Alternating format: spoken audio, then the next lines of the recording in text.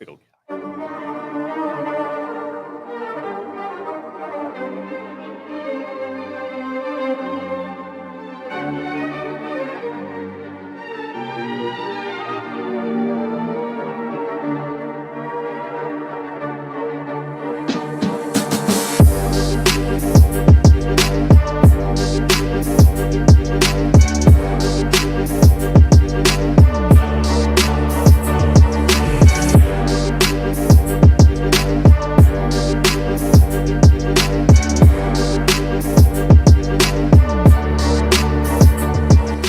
Hey, what's going on, everybody? And thanks for joining us again. We're live, and we got a good one for you.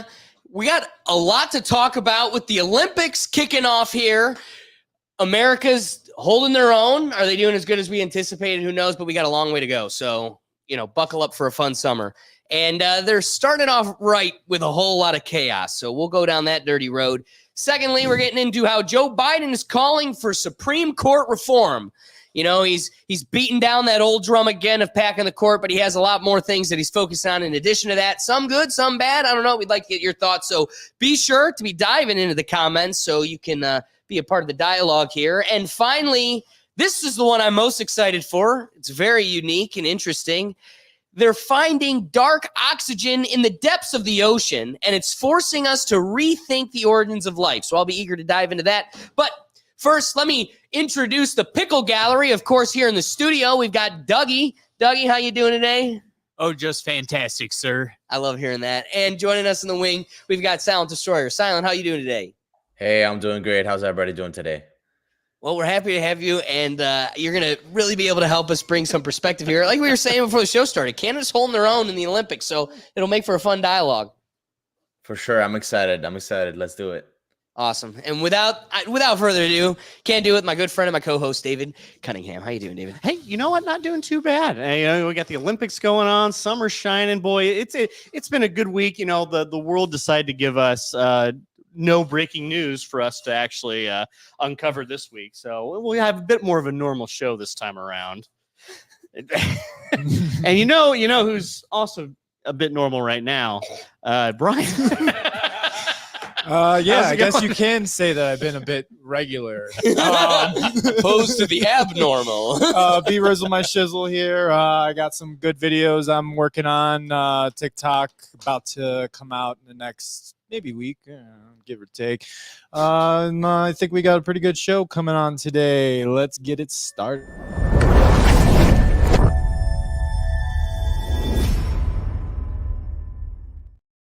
Awesome. So, kicking it off here, we're talking about the Olympics, and it makes for an interesting start. I don't want to beat down an already dead horse that I think the media has over-talked, which is the opening ceremony where there's this, side-eye potential mockery to the Last Supper and having the LGBT group representing Christian values. Some have found that as a mockery, myself included, but also they try to deflect by saying, well, that's not what this was intended. It was supposed to be Dionysus and this Leonardo da Vinci painting of the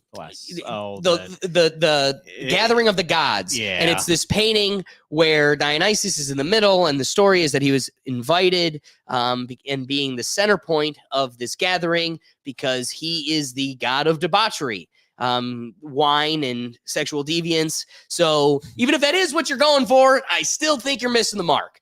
But I think the bigger takeaway is the underlying focus of these messages, right? So it isn't just this cask to one religion, even though the Olympics swears by the fact that they'll avoid it. They're not going to do it. Rule 50. But they have all these odes to weird, bizarre rituals, right? So you have this white horsemen come down the river, and, you know, as the Bible says, death comes and has the world march behind him as he enters this stage. And it's convenient that that's what they're reflecting. And as I feel this conversation, and that's why this is going to be a very brief piece to the overarching dialogue of the Olympics. One, because I do think it's overplayed, but secondly, and most importantly, the Socratic thespian and philosopher of our modern age, Lil Duval, I think nails it best and had the best statement to this situation. He tweeted, "Evil feeds off of negativity. That's how they grow. You'll never beat them by playing that game. The best antidote for it is not to react. It takes away all their power. It's simple, but I swear it's effective. It drives them crazy." He followed it up with another tweet. "You know why, y'all? Let the Olympics last summer photo trigger y'all. That's the exact response they wanted, and y'all fell for it." And there's something to be said there. Like, we're over talking something that's so in your face. And truthfully, maybe that's the best way about it. I was listening to Tucker Carlson interviewing someone, you know, the last couple of days I'm listening to this podcast, and he made the greatest point. He's going about how we see that there's a benefit to this debauchery. You know, a man in a beard and a dress. I mean, over the shoulder of the 500-pound Jewish DJ who's a lesbian, as she's mocking Jesus, she's playing the part of Jesus. Right over her right shoulder is one child. Okay, so that's kind of obvious and in your face. But then right next to the child, and it's a little Easter egg in the thumbnail. If you want to see what I did there, I separated the red circle from the rest of the Olympic rings, and it's highlighting something specific that was broadcasted across the whole world. Right over the child's shoulder is a man in leather dress, a man of the night, and he has one testicle out. Make that make sense. What was that all about? So again, it's not that this debauchery is new. It's that it isn't camouflaged or hidden anymore. It's in our face. They talked about how when they were growing up, you know, Girls Gone Wild and The Man Show and songs that, you know, talked about, you know, sweeping the girl out, weird things. It was there.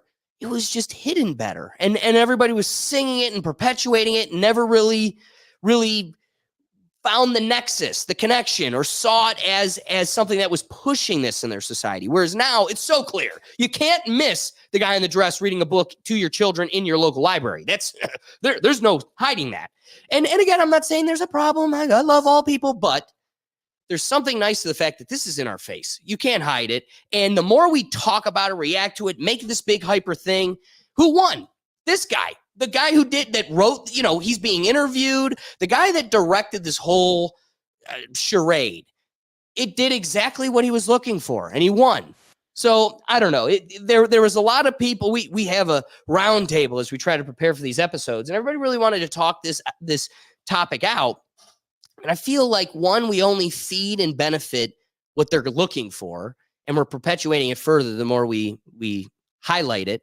But then also, I don't know. I see the benefit to everybody's on the same page. Like, I haven't really found anybody beyond the people in the stage that are trying to defend this. The Olympics removed the video from their official page. Like, it's got its asterisk. I think the people are recognizing that, yeah, we walked a little too close to that line and we offended an entire religious group that we disrespect every chance we can. I don't know. Before we leave the topic, I know that Silent wanted to talk about this. Silent, do you have any thoughts in regards to this debauchery?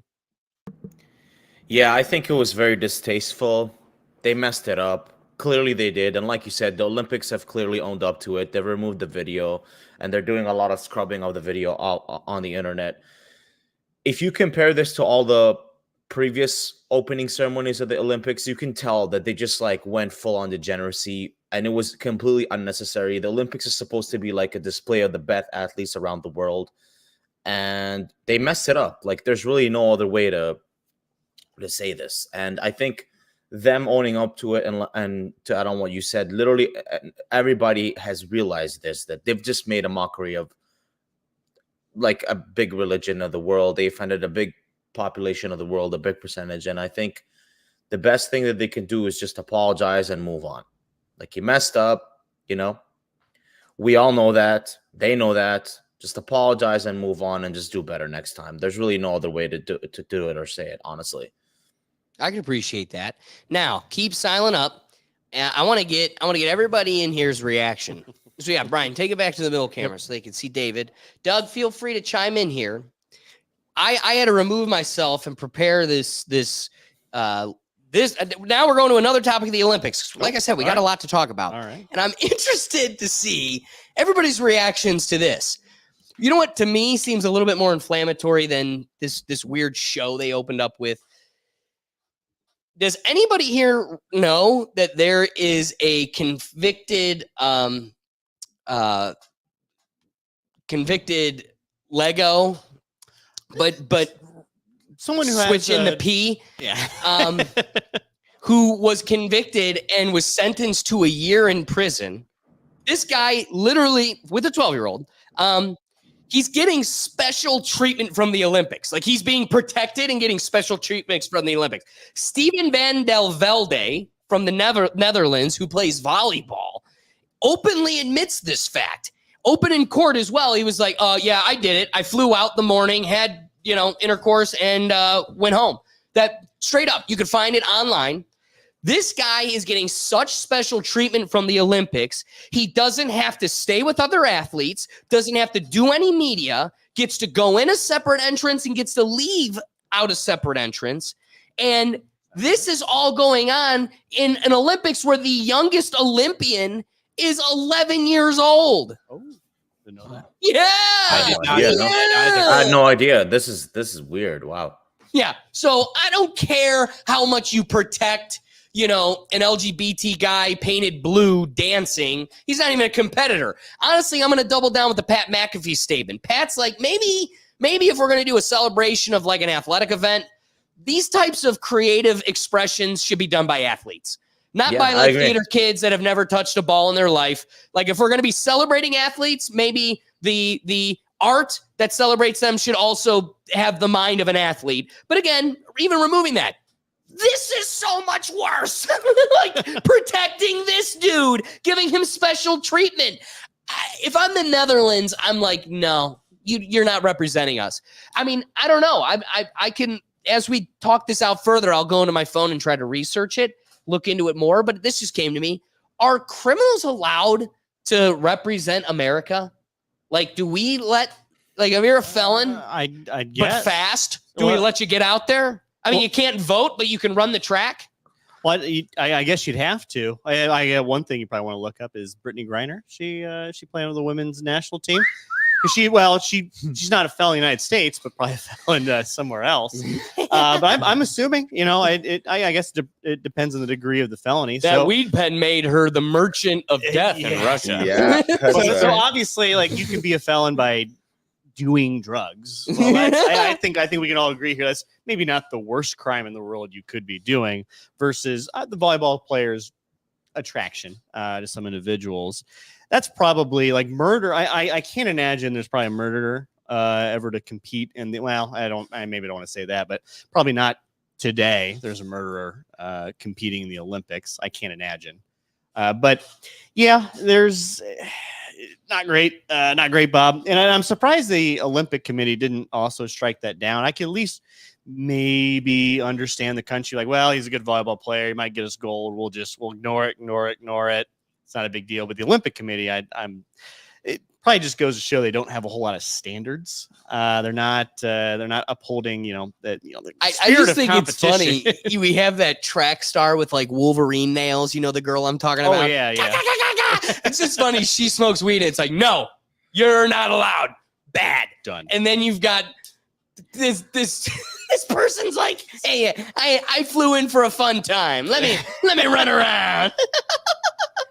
And like, where do you draw the line, right? Because if you smoke weed in Canada, it's completely legal. But if you do it in Paris, it might not be legal. Like, where do you draw the line on like what's a crime and what's not? I think you mentioned last week, like crossing your legs in in the Middle East. In the Middle East can get you some jail time.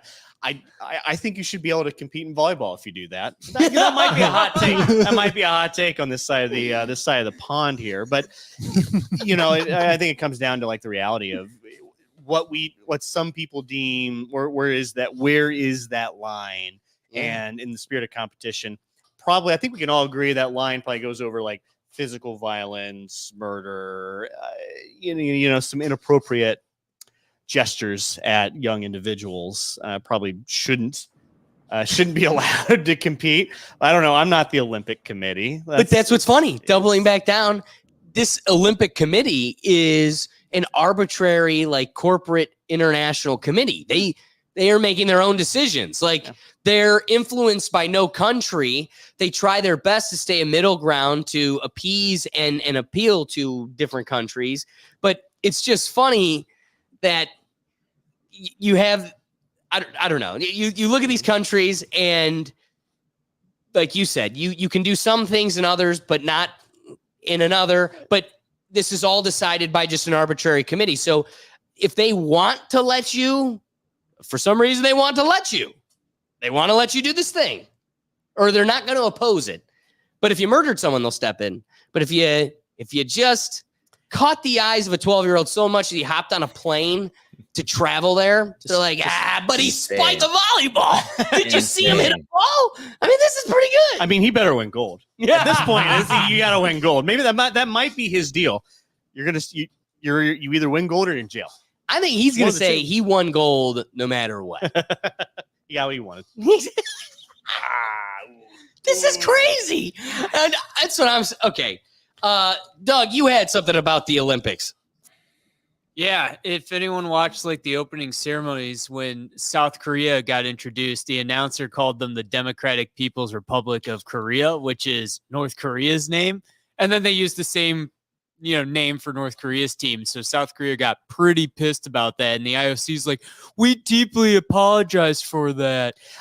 And I mean, that's just a gaffe. That's just someone who just wasn't paying attention. It's what they saw Korea like, oh, it's that one. If I just say I don't know. Yeah, but like it's one thing to call like that would be like Taiwan being called China or China being called Taiwan. Like that's like the worst thing you could do. Like you call North Dakota, South Dakota, no big deal, whatever. It's a Dakota. Like there's no bad blood between them.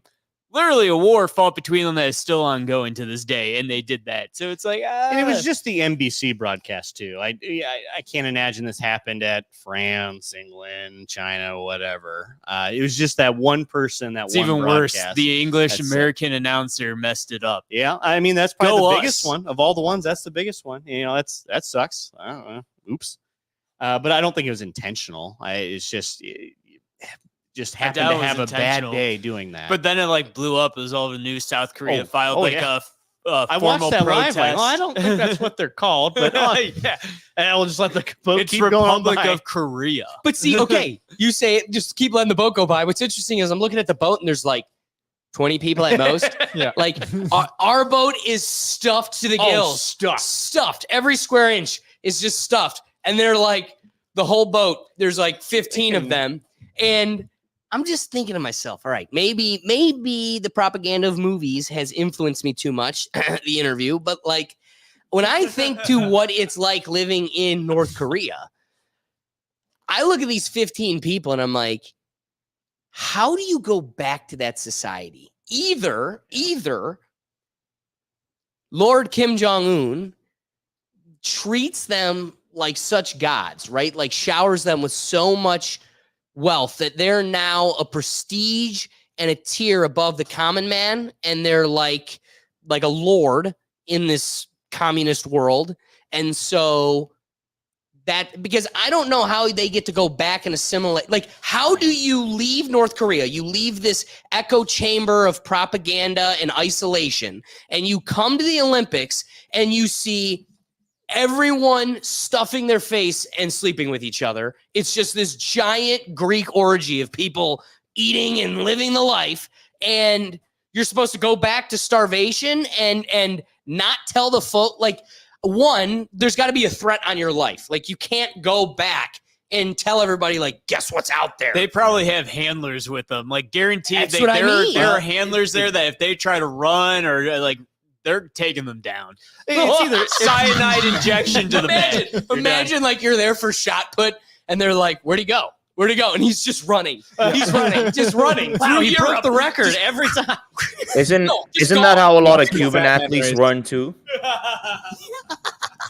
I don't Isn't think that how a Korea lot of has any Cuban fat baseball? people, though. Isn't that how a lot of Cuban baseball players too defect from Cuba? Is during the Olympics? Like a lot of I can think of like I think 2 pitchers off the top of my head, or like maybe one that like did that. They literally defected to the U.S. and left Cuba while Cuba was competing in the Olympics.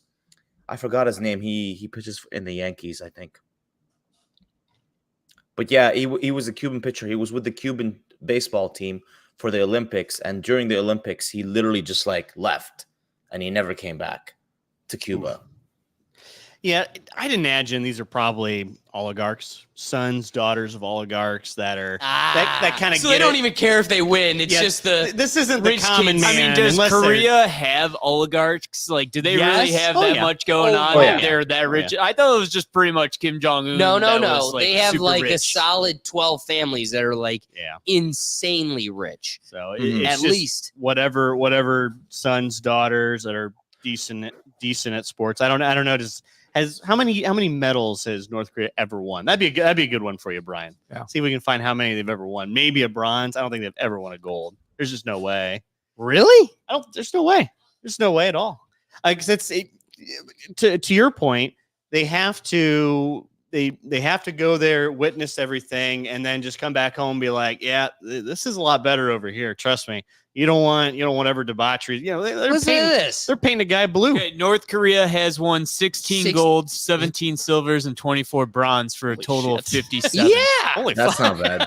57. not bad at But like that's total. I mean, we probably have that many in basketball. What's odd? No. What's odd is like Michael Phelps has like more golds himself than Mexico. Like the entire country of Mexico. And you're telling me No North surprise, Korea's yeah. got like 11 golds. They got more golds than Mexico. I think Wait a Mexico's second. Yeah, All right, no, wait, look wait, that here up. we That's go. true. Here we go. So North Korea had a total, what did we say, 57? Yeah. U.S. has 1,179 gold, Oh my gosh. 956 silver, 833 bronze, for a grand total of 2,968 medals in their entire Olympic history. Wait, this can't be. Wow. What were we going to say? How many golds do you think they've won? Korea? North Korea? No, Mexico. I think it's like 3 or something like that. Dude, they can jump, they can climb, they can run. We know this firsthand. They've got zero. Oh, zero golds. golds. They've got 2. 1 silver and 1 bronze. 2 Really? medals, period. Period ever. Mexico. Wow. I think realistically, this podcast could potentially get more medals than Mexico. Now that break dancing is a medal, Doug's in. I think we could figure it out. Speed walking, I don't know. I mean, I if feel breakdancing involves breaking your body, yes, that's a gold for sure. maybe archery or something like that. Exactly. we could shoot well. I don't know. What's up, Ooh. Brian? I'm seeing 13 gold from Mexico. Google Total- how many gold medals does Mexico have? But that might be this 2024. Olympics. Oh, it could be this one. Yeah, it could be this Total, one. they've had 75 Olympics. I saw, total or 75. 75 medals total. Maybe this on that. podcast could not It's the out-medal. 20. You were looking at 24 Ah. specifically there. total ever. But I think Michael Phelps still has more golds himself than Mexico. I Who's think that leading the that Olympics is right accurate. now? Is it 13 China? golds, 24 silver, 37 bronze, 74 total. Total. So they're still Yeah. counting. Yeah, They're still counting. They're still there. They're more than North Korea. Oh, But it is Japan is one? actually in the lead so far. They have 7 gold Japan's medals. doing pretty well. Yeah. Well, so Japan's in the lead right now with 13 total, 7 golds. Mm. America, we have the most medals. Yeah. We have 26, Ooh. but 11 of them are bronze and 11 of them are silver. Yeah, yeah. We only have 4 gold. We also have the most athletes participating too. So I think there's a bit of it's like us and Oh, yeah. France have the most athletes participating. So Yeah, but you I can hope still we only have have- the most medals. But you could still only have a certain amount per sport. Like we just happen to have every sport filled up, but Yeah. like you don't need to have as many as we do. Like there's a certain number per sport you really only need. I'd be interested to see how many medals, like how many people Japan brought. It's like United States and France bought like 550, 560. If I remember seeing the opening ceremonies correctly. And like Zimbabwe's got like 5. It's just 5 dudes just hanging out in the boat. So what's even crazier, so going on to switching subjects here, staying on the Olympics, we talked about the craziness that happened opening ceremony, right? Just the tip of the nose to It got a our little Lord. weird. Then the power goes out. Oh, The that's power right. of Paris just shuts out. They have a blackout. All the power cuts out. And then all of the train entrances north, 3 of the 4 were shut down and like destroyed. Oh, You didn't hear about yeah, this? Coming from the no, north, yeah, the east, yeah. and the west, and they stopped an event from happening in the south. Yeah. But they were able to block coming in and out from 3 of the 4 train entrances. Was something going on? Probably. I mean, it's not hard to imagine. If I'm going to do a terror event, I'll probably do it one of the biggest events of the year at one of the most populated cities in the world. I mean, it's not. It doesn't take a big imagination for that. So I remember looking at the old conspiracy subreddit.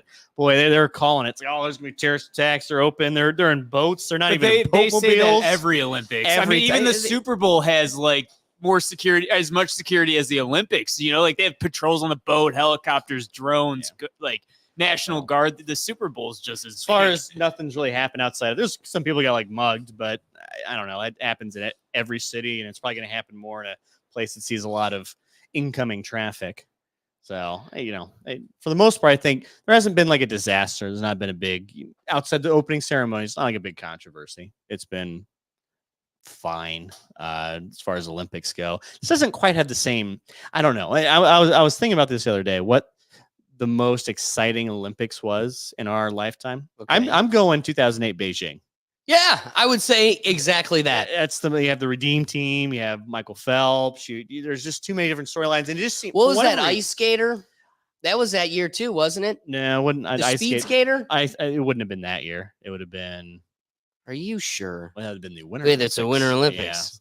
Olympics. Yeah. It definitely wasn't during the Beijing Summer Olympics. I know that for sure. He's got you there, Alex. Fact check me wrong, but I'm pretty confident on this one.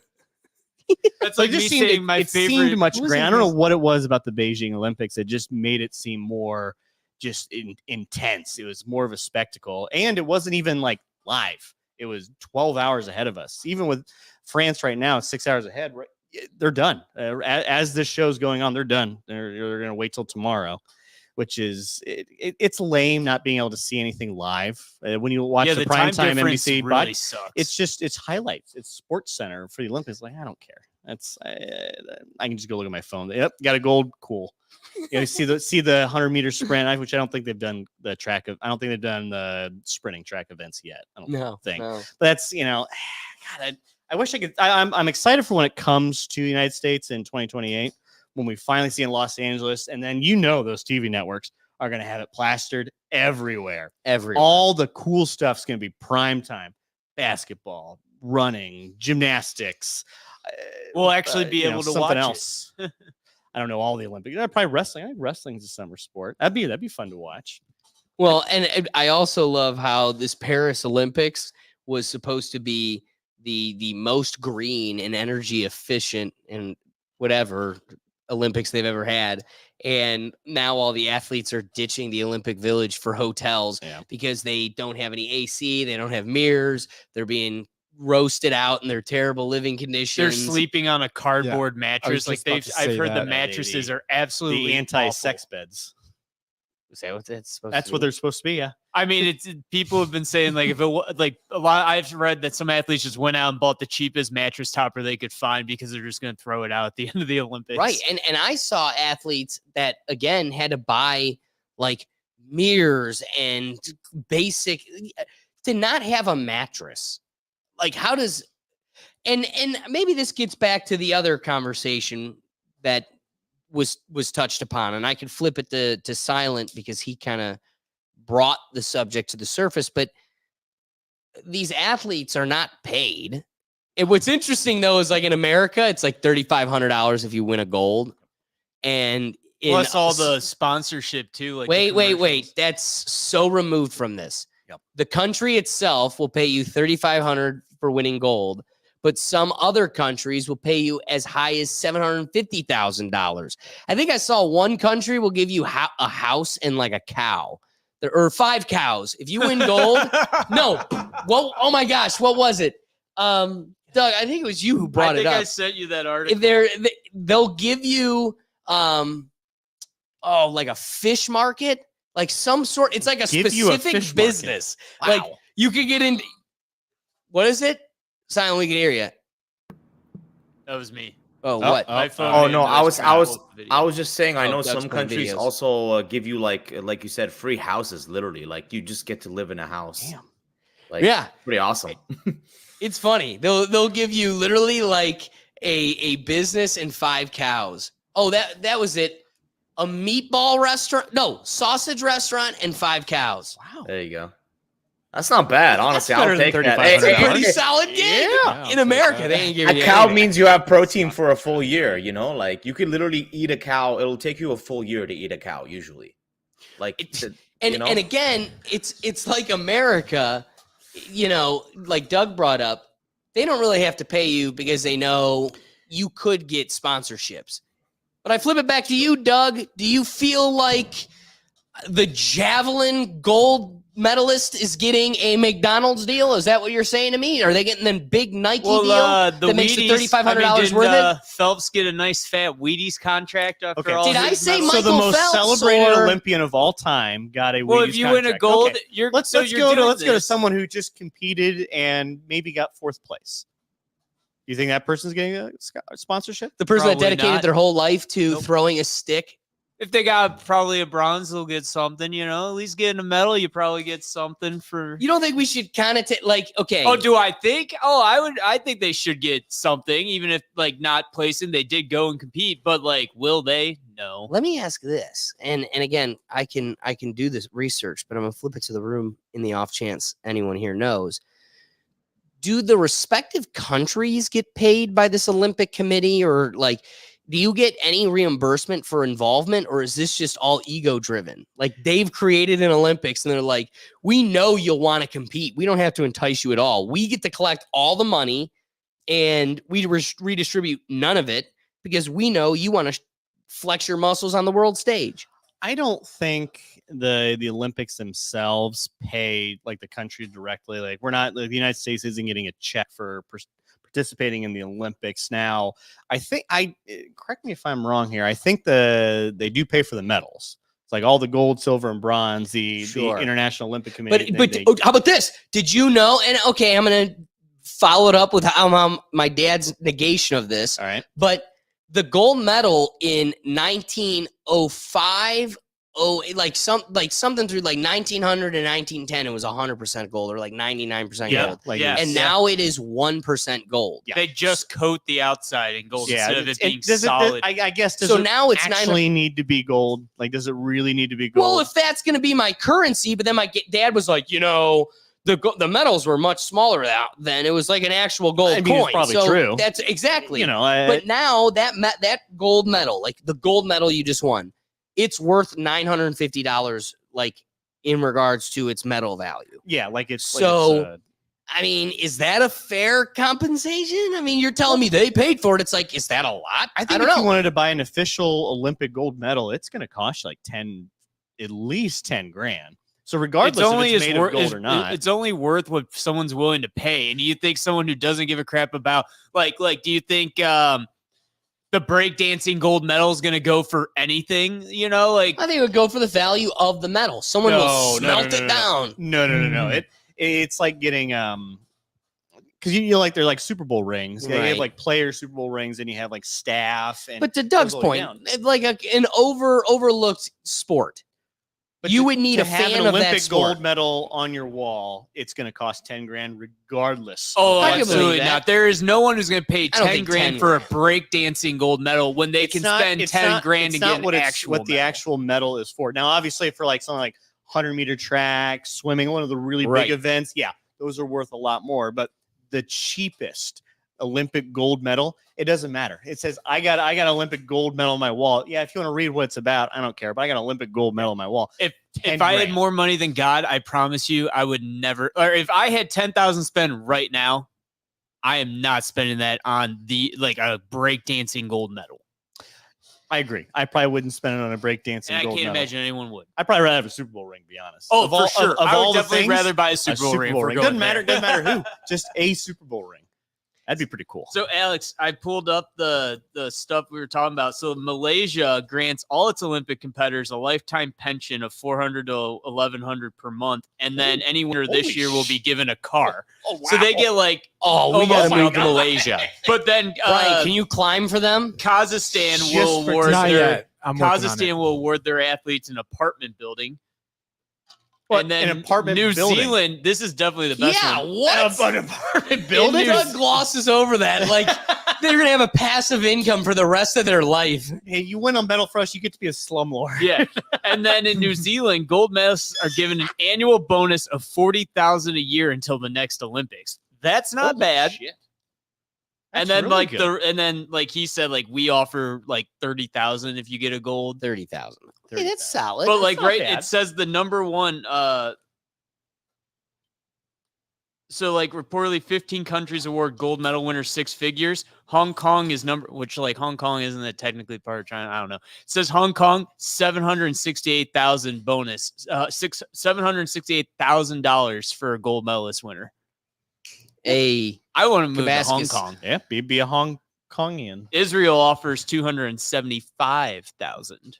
They're the how much of that is our money? You're probably. I was just about to say that. How much? Whoops. Oops. So crazy stuff in the Olympics. What a doozy. Man, I had fun. There is something really fun to being back in the Olympic routine and being able to just turn on the TV at any time, except for when they're telling the news, because that will never go away. They're so happy to have your attention. But any other waking hour, you could turn that bad boy on and catch a sport. And this is the most fun time where you click on, you're like, I didn't want to watch this, but we're gonna, and then you end up loving it. So this is an exciting time. We got a front row seat to the craziness, so grab your popcorn. But moving on to a more interesting and in-depth topic that I'm excited for. So first, starting off, the topic itself is how Joe Biden is calling for Supreme Court reform. And we're going to get into itself the three most updated tenets that he's calling for. But first, I want to walk down a road that's already been breached by the Rethink tank. I had a professor from law school who taught constitutional law, definitely, in my opinion, was the most impactful through my experience there, ran for judge and is having a very positive impact on his community following our graduation. And it's been a pleasure to have the ability to interview him and be able to. So going back to October 18th, 2020, when we posted episode 49, I had the opportunity to interview him. And at that time, Joe Biden, the vice president, was running for president and in his mask was calling for the packing of the Supreme Court. He wanted to pack the Supreme Court. And I had the opportunity to speak to someone that is pretty sophisticated in the topic and kind of breach his opinion on packing the court and what this would entail for the country. So, Brian, if you could go to this is episode 49, a throwback. What a doozy. So I have one last big question for you. We have our vice president comes out and tells us that we don't even deserve to know. We're not allowed to know. Well, sir, don't the voters deserve to know? No, they don't deserve. I'm not going to play his game. And so I'm curious if you may be able to kind of shine some light and illuminate it and liberate us from our ignorance. What would it mean to stack the court? What result would that bring about? And I don't know if you can or can't offer it, but kind of any opinions you may have to offer on what that would result in, a good or bad or, moot. Does it make a difference or we don't know?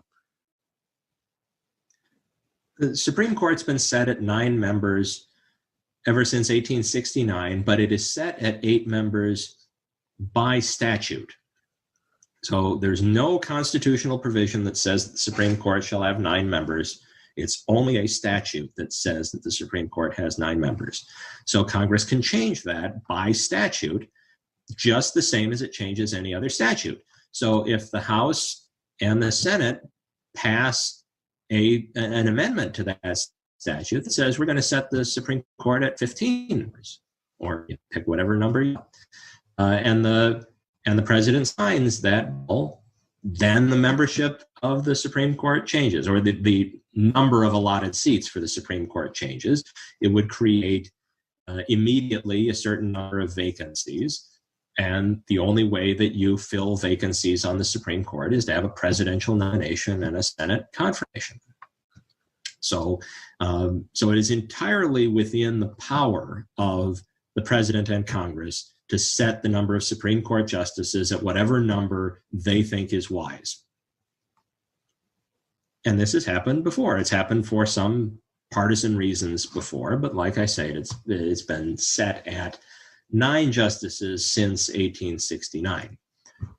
Now, under the current rules of the Senate, you'd not only have to have the measure passed, but in order to pass the Senate, you'd have to get through a filibuster.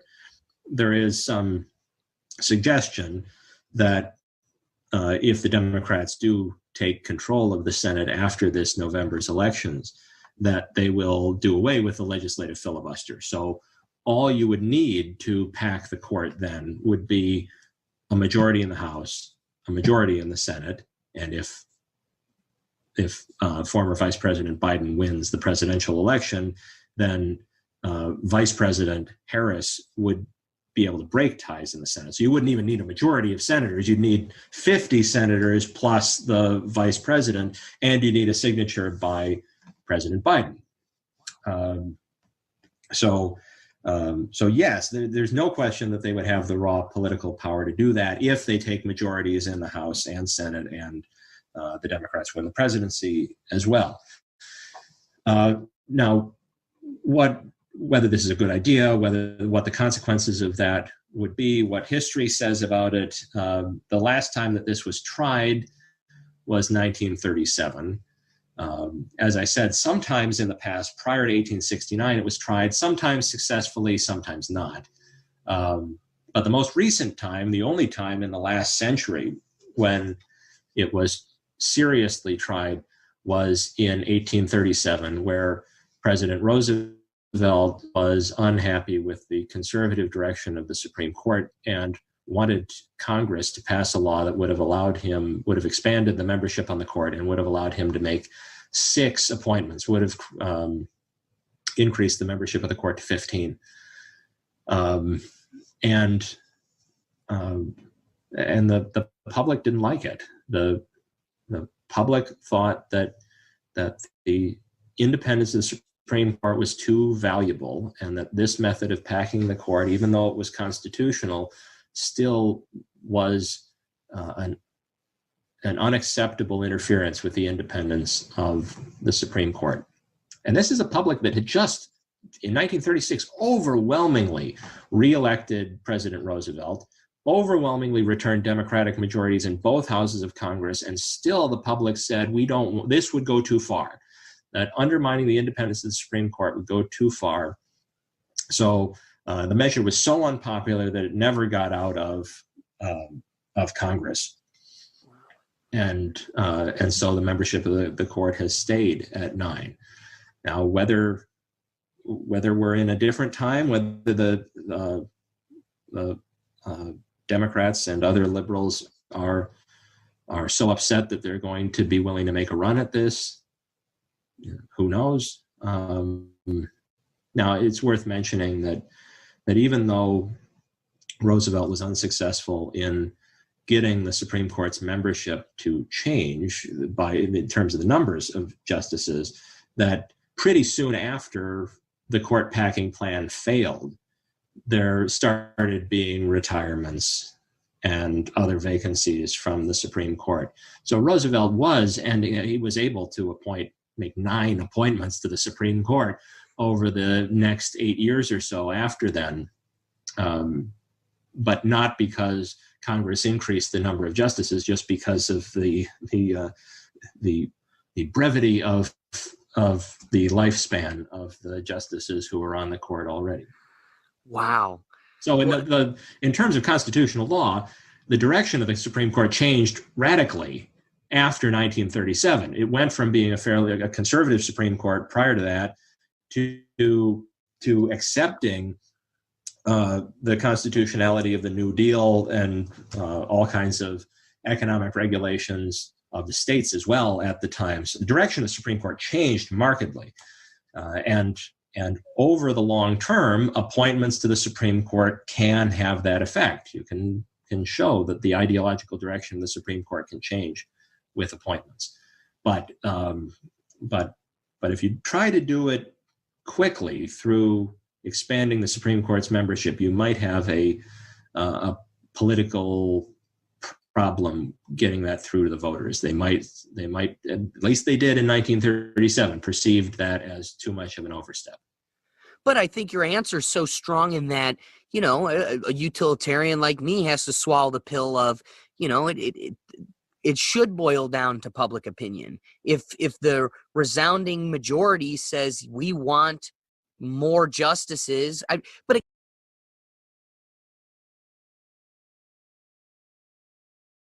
well, so there is an interesting element to this, and it's that it boils down to packing the court isn't really the decision of the president to begin with. It is something that is offered by or in effect by statute. So it can be changed with the will of Congress, your representatives. You have to ask yourself, though, you know, the representatives are going to represent the will of the people. If the will of the people, like Professor Domino indicated, if the will of the people want this, it will happen, but the will of the people never really have wanted it. What's interesting, or the sad element to this, is, as we've said before, the masses is the asses. So, like, do we really want to believe that that will is even well calibrated and trustworthy if that will is being guided by propaganda or political manipulation, and it's kind of founded in ignorance? So for those that say, pack the court, you want to take a step back and go, why? What is the logical math you're using to come to that conclusion, indicating that it's the best? So that will be one of the elements we take into consideration, but there are three others. So as of July 29th, the White House has sent out a press. Here's the fact sheet. According to the White House, President Biden announces a bold plan to reform the Supreme Court and ensure no president is above the law. So again, obviously, one element of this has to reinforce the propaganda and, you know, false perception that, like, the Supreme Court gave Trump the ability to just execute and bomb everybody with no recourse. So of the three things that Joe Biden and the White House are calling for in reform to the Supreme Court, starting with 1, no immunity for crimes of a former president committed in office. President Biden shares the founders' belief that the president's power is limited, not absolute, and must ultimately reside with the people. He is calling for a constitutional amendment that makes clear no president is above the law or immune from prosecution for crimes committed while in office. What's interesting is they want to kind of gloss over prosecution for crimes committed while in office, and they're painting it as, well, if he's out here just bombing people and shooting citizens, he's not above the law. But those aren't the laws that the president, the Supreme Court, made immune to this. It was, if he comes in and just fires an agent, director, or a director of one of the agencies, there would be legal recourse. Hence why he wasn't able to, you know, drain the swamp as he promised. So what did the Supreme Court decision do? It gave him that ability. Now he can start firing people that have unjustly been protected and weren't even put in place by us, the people. They're in no way represented by us. They weren't known to us, and yet they can make laws unfettered and unbound by the scales of justice we've been taught through every social studies course in grade school. So that's a blah. Second thing they're calling for is term limits for Supreme Court justices. Okay, interesting. Congress approved term limits for the presidency over 75 years ago, and President Biden believes they should do the same for the Supreme Court. the United States is the only major constitutional democracy that gives lifetime seats to its high court justices. Term limits would help ensure that the court's membership changes with some regulatory, make timing for court nominations more predictable and less arbitrary, and reduce the chance that any single presidency imposes undue influence for generations to come. President Biden supports a system in which the president would appoint a justice every 2 years to spend 18 years in active service or the Supreme Court. Now, okay, let's walk that out. I'm going to say this sentence one last time. President Biden supports a system in which the president would appoint a justice every 2 years. Okay. So let's do the math here. There's how many? 9? Is 9 currently. So if there's 9 and you're appointing one every 2 years, but they get to stay for the lifetime period of 18. You're gonna have quite a bit of judges until, oh God, you'll probably have a generation go by until they start. So how many judges is that? It's more than 9, right? Or is my math wrong? You're gonna double the size of court. So again, they're trying to say, no, that's not what we're calling for. We're not calling to pack the court. But literally, if you just walk out your term limits claim, it just discreetly doubles the Supreme Court. Yeah. We'll get to that. And then thirdly and finally, he's saying that we need a binding code of conduct for the Supreme Court. Now this one gets my attention a bit.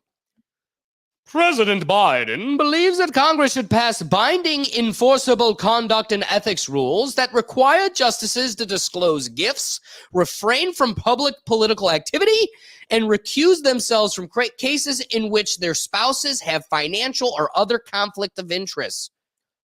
Okay with that. But he doesn't do it. He won't call for that for Nancy Pelosi in Congress. But whatever. Supreme Court justices should not be exempt from the enforceable code of conduct that applies to every other federal judge. I like it. Yep. I like it. I can't say I have disdain for that one.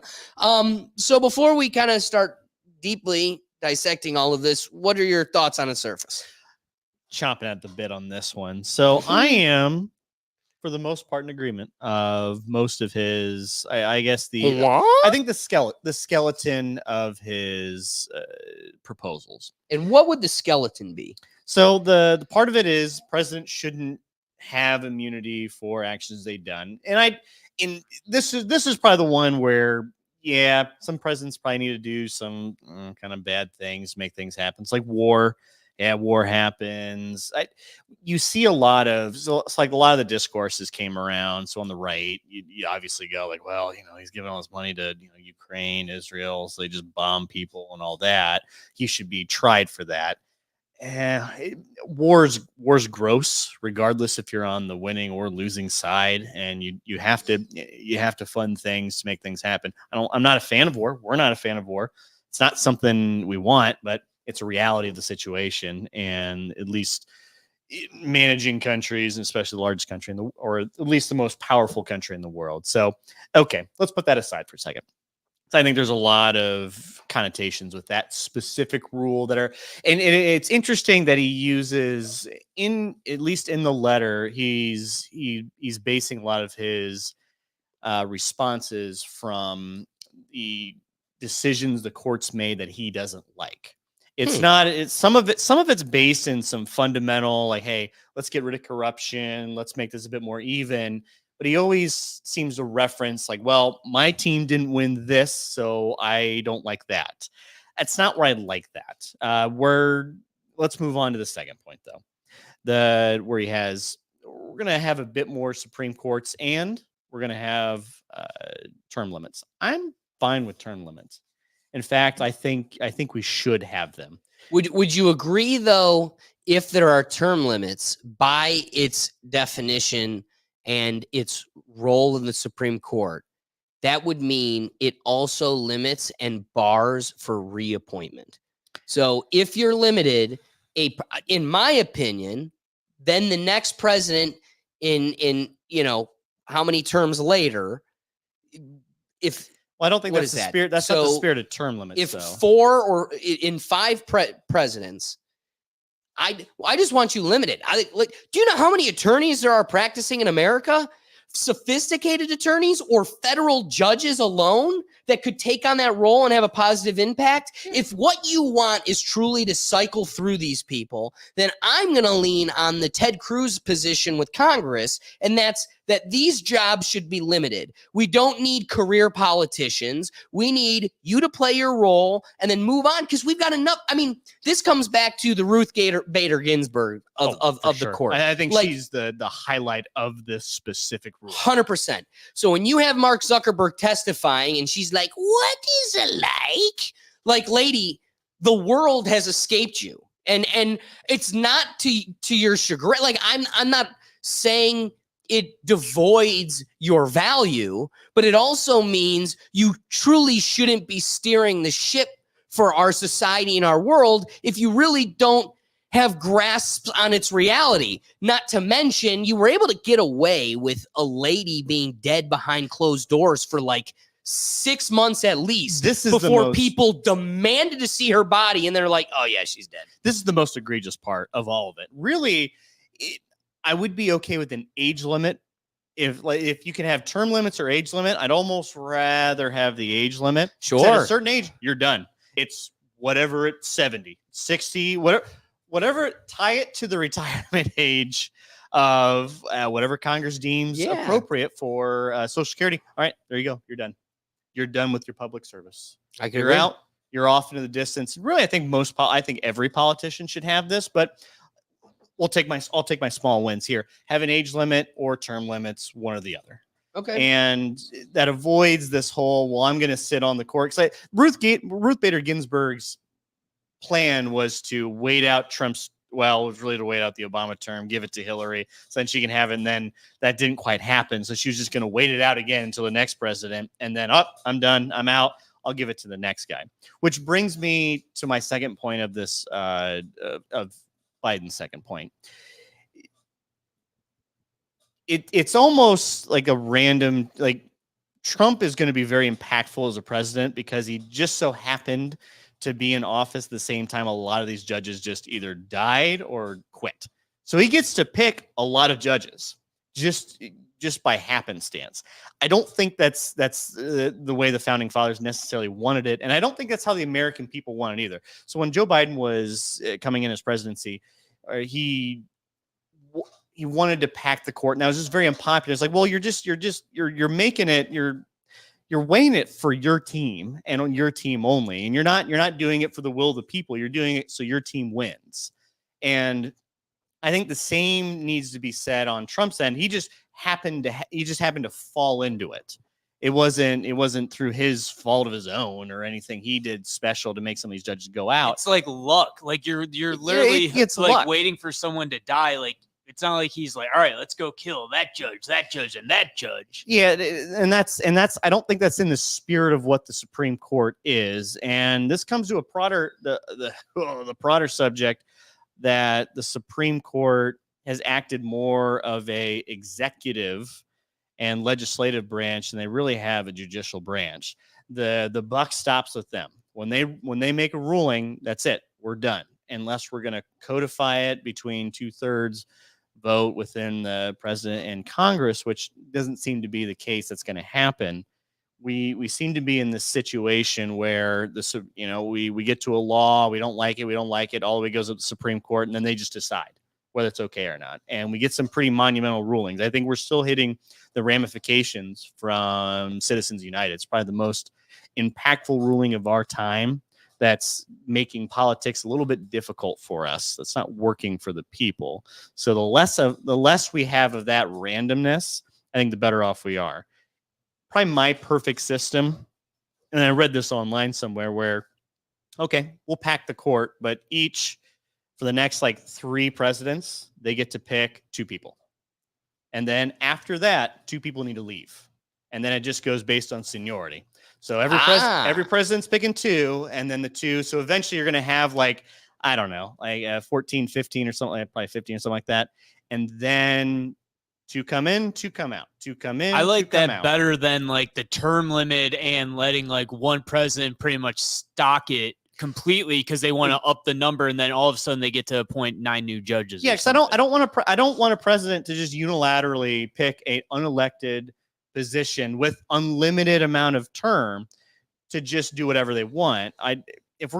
You can't have one without the other. If you're gonna pack it, it's gotta come out as quickly as you can pack it. Well, so let me point this out. Yes, in the game of averages, the more wills and perspectives you have, the more closer to rightness you can find yourself. But maybe this isn't the question for the layman, but a real legal philosopher, I'd like to inquire how many legal minds on a committee is too many. Like 9 doesn't seem too many. 15 doesn't feel too many. 25 seems ridiculous. Yeah. How do you get 25 people to agree on anything? And at a certain point, you're going to get that mob mentality, group think. Like people are going to latch on to majority rules and mindsets, not because they can remove themselves and be an unbiased beacon for truth, but they're manipulated by coercive. I mean, there's something to Kavanaugh or Thomas or just pick any of them. They're kind of legal scholars and superior judges that happen to also be at the right place at the right time. Yeah.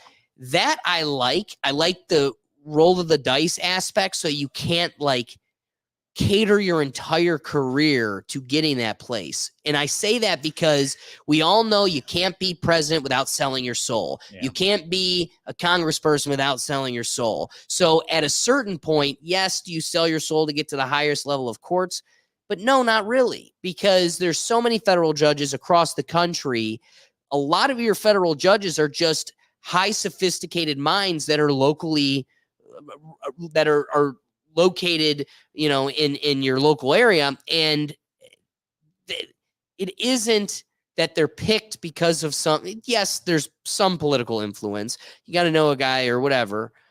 But I feel like if you have 2 people coming in and out, 2 in, 2 in, 2 in, you could bump shoulders with the right person. You could get on your knees under the right desk, and you are in a place where you probably don't belong. And if that's how you got there, we are right back into an easy way of groupthink. If everybody on the red team got here because they got on their knees, well, then they're not the most calibrated to be there. But then even most importantly, they know where their allegiance is at truly. And it can't be to the will of the people or the supreme book. It's to Bob, because Bob got me here. Bill. So I want to counter that with I agree. You can have someone's career be basically just building up to, I just follow the right team and I am the Republican Party selection for when the next president comes through, and that's just going to be it. However, I kind of imagine that's probably how it's going right now. You just have to add a little bit more randomness to it. So let's use Kavanaugh just as an example. That, well, he's been rubbing shoulders this whole point. Now he still has to do his job. He doesn't really know when his ticket's going to be called, but he's got a good idea. Like my window is between, 2018 or whatever till 20. He's fairly young, so it's a 20-year window for him. My counter argument would be, you're right. But you also can see that there is that added element, while minor, there is an added element of randomness. It isn't totally controlling. Correct. But I'm sure there was also another collection of highly sophisticated federal judges that were sold and embedded more deeply to the old party, the rhinos, and then Trump comes in and here's the monkey wrench in the gears, and he goes, you know what? No, I like the guy that drinks beers at college parties. So, I also think it being the randomness of we don't even know who's going to be in office at that time or at any point in your life. And it's I don't know. It makes it harder to forecast, but admittedly, it definitely doesn't make it impossible to forecast. And we know they are. Yeah. Oh, they absolutely are. If I'm a high ranking judge, yeah, I have my eyes towards the Supreme Court. I like that power. You know, these people are narcissists. They absolutely love this position of power. But I think you limit them. The other issue with the Supreme Court too is they pick and choose what they want to see. I don't like how they theoretically they could see a lot more cases than they actually do, and I wonder how much of that would be positive if they just saw all the cases that they could versus because there is whoever is the head person because there's like a leader of the Supreme Court justices. I don't know who that is, but I know he specifically wants he doesn't bring to the court cases in which he knows there's going to be a fairly big majority, and this has changed in fairly recently since the addition of the new judge, where now it's going to be a bit more of a split. He philosophically he just thinks, well, if it's a 4-3 split, well, I don't know if the country's really going to agree with this. That's just kind of the way the court goes sometimes, and I don't, and I don't know if I really like we're making some of these big, go back to Citizens United. Do I really want money in politics to the extent it is because of a 4-3 decision? I'd really rather have it be, like at least, hey, and 8-1. Okay, whatever. At least the court decided it. But there is this also goes back. So here's my other aspect to this. With the Chevron doctrine now being just deleted. Now the bureaucracy has to just do what they're told and not just do what they think's right. Is Congress going to actually legislate more to the point where the judicial system is more of a backstop and not once it gets here, this is just the final rule. We're going to bicker until they finally say what's left or right.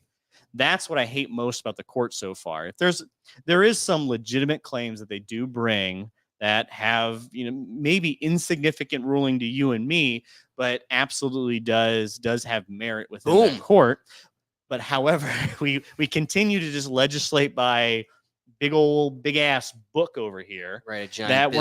we're not putting a whole lot of thought into our legislature. But okay, so are we putting a whole lot of thought into it? No, because there's a million things being stuffed into one giant bill, exactly. And we're having a hard time. At the same time, though, you got to be concerned or weary of the trickle-down effect in maximizing Supreme Court decisions. Yeah. So if you are just like, all right, you guys are the ones that have, if for every decision, you're making instant impact across the board. Well, if they're just pumping them out, you're going to have a delusion effect where they're over-policing and probably contradicting past. It's going to be a constant implication repeal. Like they imply, they apply it, they repeal it, and it'd be difficult to truly have a handle on our law if it's constantly evolving at such a degree.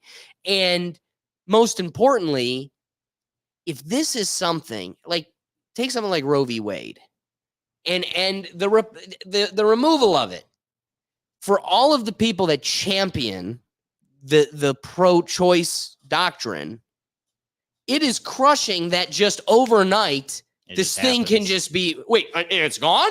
Yeah. And it's like, yeah. I don't want you rushing to that decision because you're trying to figure out, a venue decision in a different, but we'd like to have a better understanding if venue is appropriate in a New York civil case when all of New York is trying to kill and murder you. And you should be able to take your case to another court because of that. Or do we, because that's a political haste, do we want to rush into that decision? Because, well, we got to figure out this Roe v. Wade thing, but we got to pump these out. Like, I love the discourse, the debate. There was a time where Justice Scalia and Justice Ruth Bader Ginsburg, you had two justices that had such a positive influence on their country, coming from two totally opposite political ends of the spectrum. And honestly, one of the most reassuring pieces of law school was reading how these two justices could disagree and agree and come together and politely dissent from what they just said, but also have an ode to some of the good points they made. To me, we've lost that. Now it's a political war. Now I'm not picking what's right because it's what's right, but I need more blue team members. And because you're the red team and you're deciding this, I have to represent the other. I don't think more people help that. Like if you have unease with a 4-5 decision, I would hope you have more unease when it's a 7-8 or it's a 11-10. Like those, that doesn't make me feel better. It's just as split. It's just as politically motivated. There was a world that was beautiful where blue justices and red justices could come to a decision that's 8-1. We're never going to see that again. No. So do we really want more? Do we really want to? Yeah, but I think we're starting to get a bit more politicized too in the courts. Yeah. And with that politicization comes a little more corporate influence. So we've seen with, what was it, Thomas? Mm-hmm. Thomas, who's taken some impressionable benefits he's taking some nice vacations. Boy, is he. Some nice vacations. I'd really like to take some of those vacations he's doing right now. But there's definitely an air that Fill the people in on what you're alluding to. Supreme Court justices they're not allowed to take other jobs. They're not allowed to take any more side gigs. That kind of what they're at. They're in a very powerful position, so they must stay. They must be kind of stuck right there. They get the salary they get from the federal government, and it's nice. It's like $250,000 or something, which is fine. But for the most part, it's actually a downgrade for just about every judge in the past. Oh boy, 50 years, maybe even more. So they are taking a downgrade, and I don't think. Correct me if I'm wrong. I don't think they can own stocks either. I don't think they're allowed to own stocks. I think they are. They have to be divested or something like a blind trust, something like that. I think.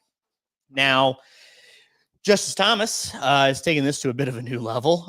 He's vacations. He's got a couple friends in high places that take him around on his yacht, on their yacht. He does some hotel actions. Like, I'll cook tonight. It's just so happened to be lobster and, prime rib.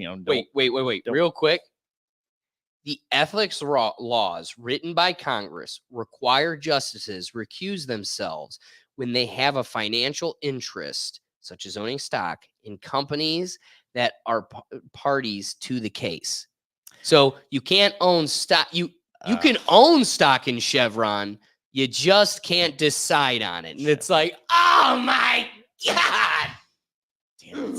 We're almost there. We're almost there. We're so close. No, we're so corrupt, dude. Like, we were almost out of corruption. No, we live it. We live it. So it doesn't take two brain cells to rub together to go, maybe this friends in high places probably is influencing his decisions on some corporate, corporate things, consumer protections. Maybe goes, well, I had a good time on that yacht, so I think BP can spill some oil in the ocean. The ocean's pretty big. They can add some oil. It's fine. It's natural anyway. These are the people that TMZ should be following. I agree. Yeah, ask yourself why they're not. Without a doubt, they really should. Imagine if TMZ was following every move of Nancy Pelosi, Dude, or her husband. Right. Like nobody's curious about his lover that he hit him in the head with a hammer. Like nobody wants. That was just one thing, and we just move on. But do you know one way a judge can make money? So judges are allowed to sell books. Lemonade stands. Nope, they're allowed to sell books. Damn. They're allowed to sell books. And anytime a judge goes to speak, it is required of the entire whatever, like a conference, they all have to buy that judge's book. Oh my gosh. They have to.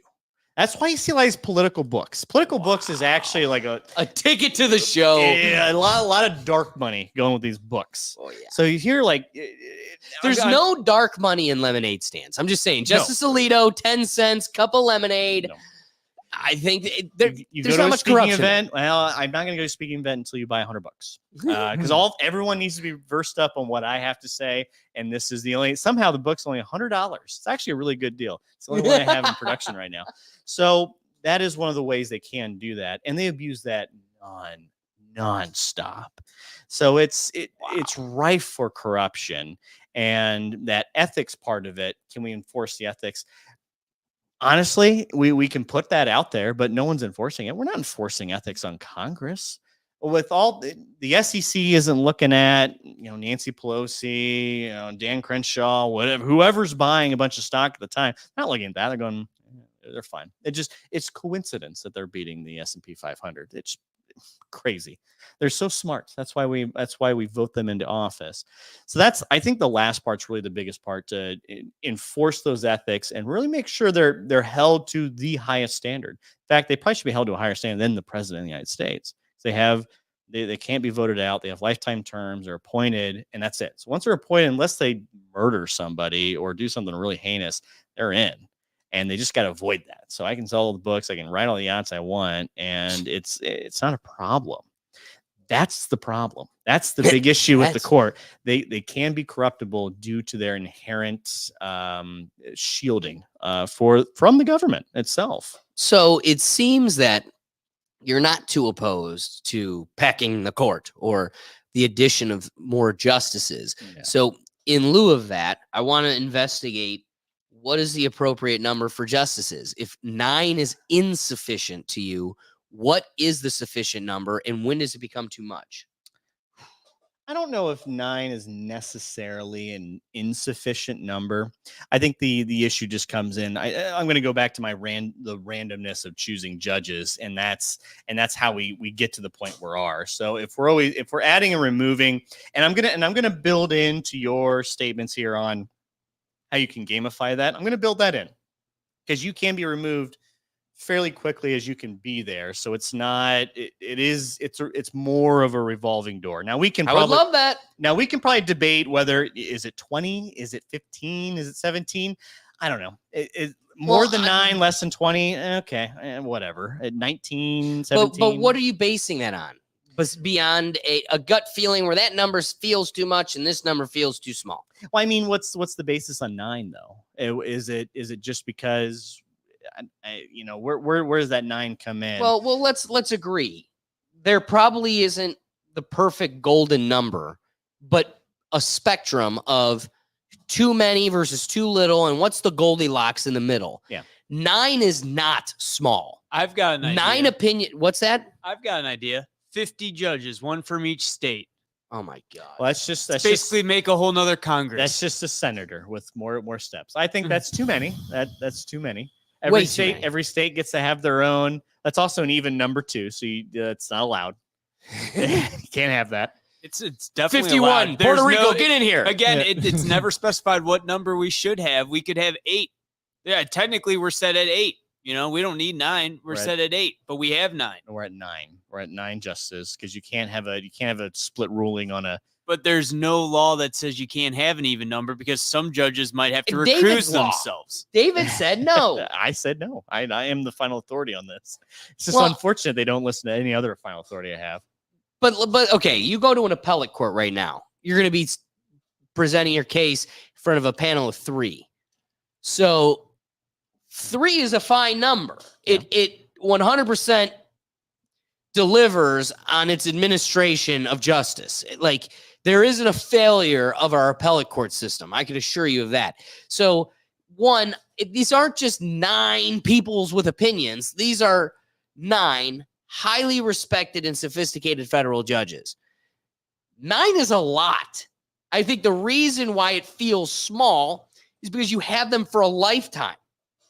So you hear the same justice for a long time. For those that hate Kavanaugh, he's going to plague them probably longer than they will be alive. So that's a problem, but also it's a truth. Yeah. I don't think 9 is a bad number. It's that we're dealing with the same opinion for so long, and it doesn't get updated. There's no cycling through. Genuinely, I'd be more excited with 9 if we had the term limits that cap them at 18 years and they're never allowed back. Your career isn't over. It's not like we're damning them to you're banished to a life of starvation. You literally made the point that most of them downgraded their lifestyle for this annual salary. They'll get to go back to a private practice and charge more. Why? Because they're a Supreme Court justice now. So now they have even more to sell. So to me, I think I'm totally fine with 9 because there's never been a time I have read a Supreme Court opinion and been like, well, we needed more opinions. This is just lacking opinion. I want you to read a legitimate Supreme Court decision, not just the decision. So 9 justices, a decision is rendered. We're getting rid of Roe v. Wade. Ha ha, blue people. Guess what? When that happens, 9 people write a decision. They got to go back, and that's why it takes so long. That's why we're not rushing them to maximize the amount of decisions, because every word, every paragraph, every statement is dissected and will be quoted by all attorneys for eternity until it's changed by the next decision. So if you have 9 justices writing 9 decisions, then amongst the 5 that won, I'm going to give you that split decision down the middle. Of the 5 that won, the 5 justices pick the most superior decision that best articulates what their true decision is. So the decision was written by Justice Scalia, and you could read the decision. But then there's all these dissenting opinions and supporting opinions, and you could go read what the other judges said in support or in dissent of that decision. This is a highly sophisticated statement by the court. This isn't just a Roman emperor going, down with Roe v. Wade. It's like a lot and there's a lot of depth. I don't think we need more. But I also think that's because I'm the one coming through this from the lens of reading them. When you read them, it's like, this is the full picture. It's never lacking. But I also, again, live a game of averages. And I understand the more opinions you have, the more closer to truth you can get, insofar as you can do your best to keep it pure, unfettered by manipulation and politics. Brian's got something for us. What you got? I got a question for you. So are all their opinions like completely original? They're isolated from each other when they write these? They reference each other. It's one full decision. Like if you wanted to read the Supreme Court decision on Pickett, we'll just stick with Roe v. Wade. It's the decision, and its full decision is one written by the head justice of this decision. Yeah. But everything else is embedded in itself. So you'll have a judge that will say, I disagree with Justice Scalia at this point. I mean, it'll say I dissent from this opinion here, and it's one full embedded decision. And they also have a dissenting opinion too. So that on the inverse. So even if it's one judge or 4 judges, they have they basically go through the same format. Here's why I disagree with this ruling. Here's why I don't like this. And then everyone basically just chimes in. Basically like we do with this podcast. We have final thoughts on the whole thing. And those are, for the most part, actually more interesting to read. I like to see where they come from, because they go less on precedent and more on, I always think the dissenting opinions either, it's always a bit more current of whatever the progressive feel on that particular decision is, like the Chevron doctrine. Reading that, it's like, I get it, I understand. It's based in logic. If you have a chance to read some of these opinions to educate yourself, that's really good. I think the overturn of Roe v. Wade, whatever that actual case was called, because it's obviously not Roe v. Wade, but something else.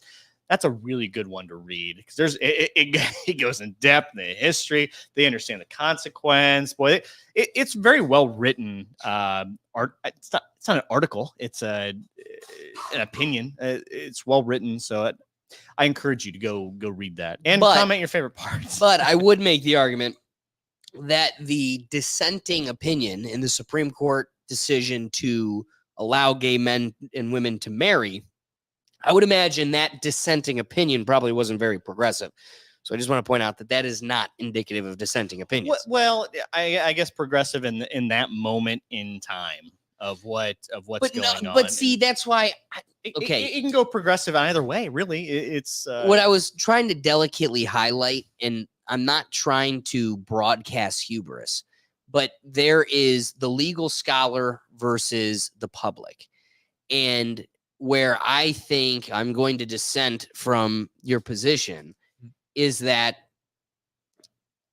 the dissenting opinion in a Supreme Court decision is not always going to be progressive or less bound by precedent.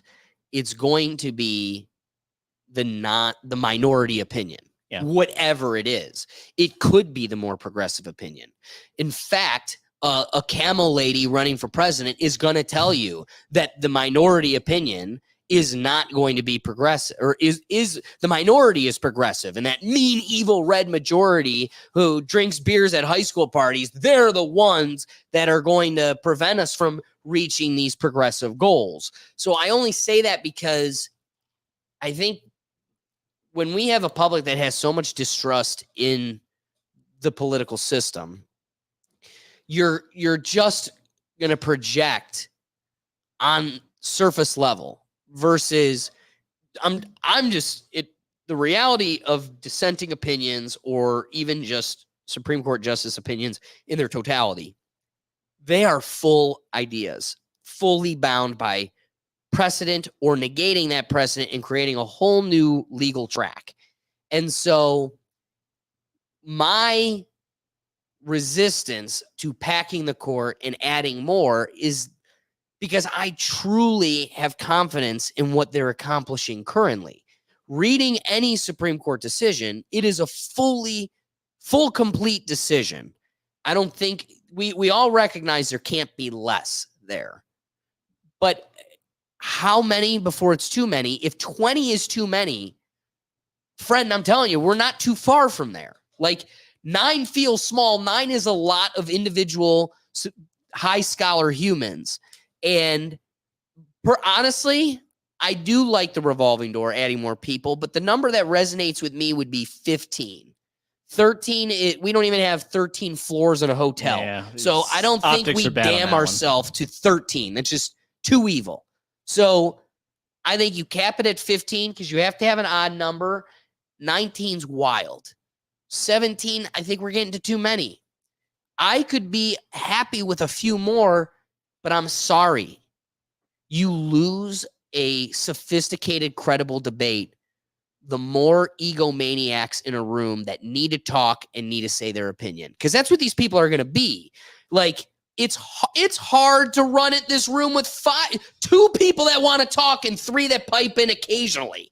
Imagine having 9 people that all think they're God's gift to this earth, and you would be lucky to hear my opinion, and you're welcome. Like, they wouldn't accomplish shit. If David's opinion is maximizing decisions by the Supreme Court, 15 to 19 folks debating abortion ain't gonna get us there. Maybe. I don't know. I think at a certain point, the gravity of these decisions do need more people, more eyes on it. There's a reason they updated Congress to have 365 some people. The Senate's always going to be fairly fixed, but I think you do need more eyes in the room to bring different perspectives through it. 'Cause you can be siloed, you can be tunnel visioned with a small amount of people, but also on the inverse, you can have a very strong personality that takes over the rest of the room and feel. And I don't think 15 that you don't get that at 15. I think you might get that. I'd even agree with you. Maybe like 21. We start starting with a 2. And now we get to that point where, okay, now it's just, the popular guy's going to do it. So I'll hang out with him and see how that works. But I think these decisions do affect it. It's one of the very few branches of government where it does like immediately affect us. It shouldn't be taken lightly, and we shouldn't have a small group of people do it. I think we're starting to come to an agreement on some of these here. Sure. I thought this would be a bit more of a disagreement than when I first started. Well, so starting to land this plane, before we get to closing thoughts, I want to get an outsider's perspective looking in on all this craziness. Silent, I got to ask you, what do you make of all this as we get into our wrapping thoughts? It's pretty wild to me how there isn't a mandatory retirement age in the U.S. for Supreme Court judges. Yeah. Because in Canada, there has been one since 1927, right? And since 1985 also, they are allowed to be voted out by the Senate and by the House of Commons. Oh, I love that. So I don't understand how that's not a thing in the U.S. because that's been a thing here for a long time. Because they don't want real representation. They want the charade and facade of representation. Well, you want to be able to have an opportunity to say an unpopular opinion, and sure, I like that too. Like a more progressive opinion that will age better throughout the. Even if it doesn't age better, even if it isn't something beautifully progressive and rainbow, it's allowed to be not favorable. That's your whole purpose. Yeah. Follow your moral compass, your will, what you believe is to be best and representing the interests of America. And if it doesn't satisfy 50% of the people, you shouldn't have to worry about that. Yeah, because I don't like putting voting in for judges because they get at a certain point you start get censorship or you skew you even if you start like, all right, well, I plan on being a lifetime judge. I'm going to start by just being as middle of the road as possible. And that's just not what we need the court for. The court is to eventually be, it's got to be black or white. It's got to be yes or no. You have to make a decision in which someone wins, someone loses. This isn't like Congress or the president where they can kind of play both sides and keep everyone happy. This one, there is consequences to your actions, and if you're just always held accountable to the unpopular political opinion, it's not in the spirit of why we have this check and balance to this particular branch of government. You went too long. Can you bring Silent back? Uh-oh. Just a second too long. You caught me monologuing. Just to add to what Ricky said in the comments, shout out Ricky. Like, you just get out of touch after a while. You just do. So I think the mandatory retirement age really needs to be implemented. Like, come on. Like, you can't be 85, 95 and still making massive decisions, as you guys said, that literally impact people instantaneously once they're made. And also they are coded for life until they're changed again, which is like, who knows when that's going to happen in the next 50 years, 100 years, 200 years, whatever it is. It's definitely something that needs to be changed for sure. And I think at least, if not have the ability to vote them out, at least make a mandatory retirement age. In Canada, it's 75. Yeah. So you can literally be there for a long time, because usually most Supreme Court judges need to have 10, I don't know how it is in the States, but in Canada, it's 10 plus years. Once you have 10 plus years of experience as a lawyer, then you can kind of like qualify yourself for the well, it's funny. I appreciate you bringing that up, because the judges at the local level that can have the most local impact on your life, they are capped at running again after 70 years. So if you're 70, you can run, but once you're elected, that's your last term and you go to 76. So like if you're 69, you could go to 75, but if you're over 70, you can't run again.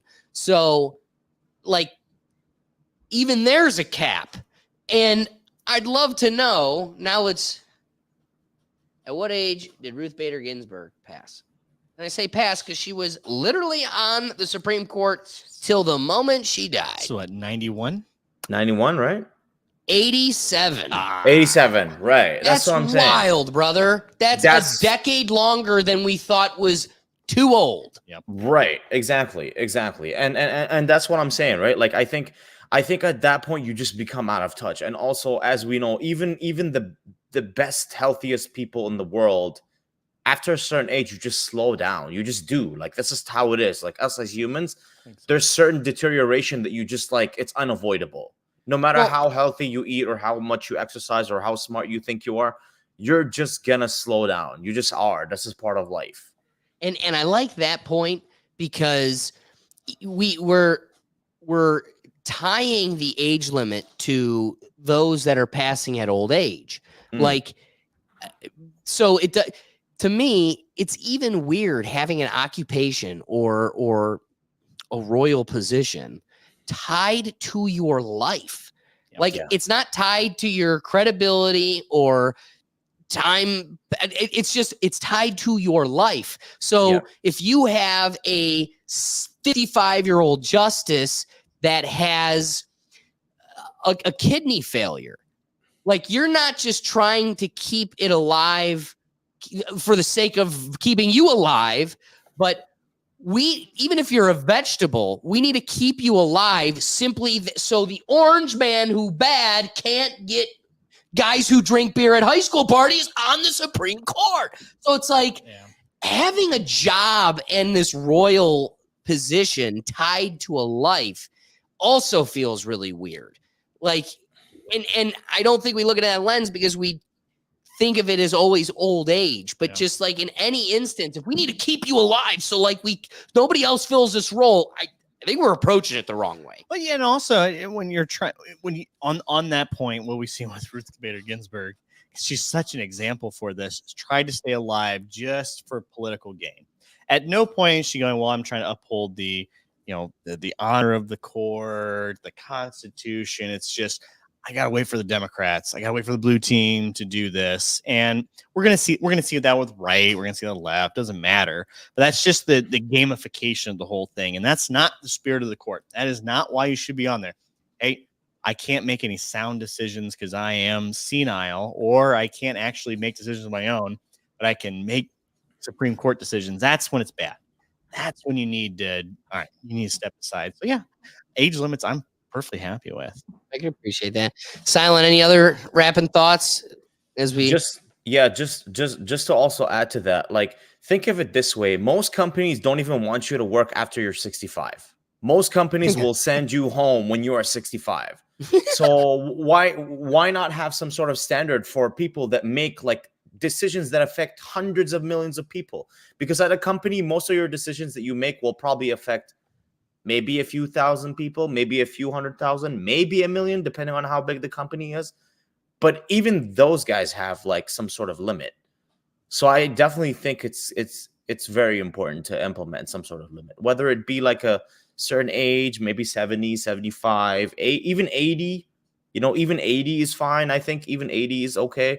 But once you're like 87, 91, 92, and you're still like there, something's wrong. Like you said, like, especially if like, oh, we're just going to keep you on life support so you can stay here so that another person doesn't come in and take your position. It's like, okay, now we're kind of pushing it here, Oh yeah. Oh yeah. No, I think we can all agree with that. And so I let's start landing this plane. In regards to my wrapping thoughts, I kind of agree that the president shouldn't be immune to, the repercussions of their crimes.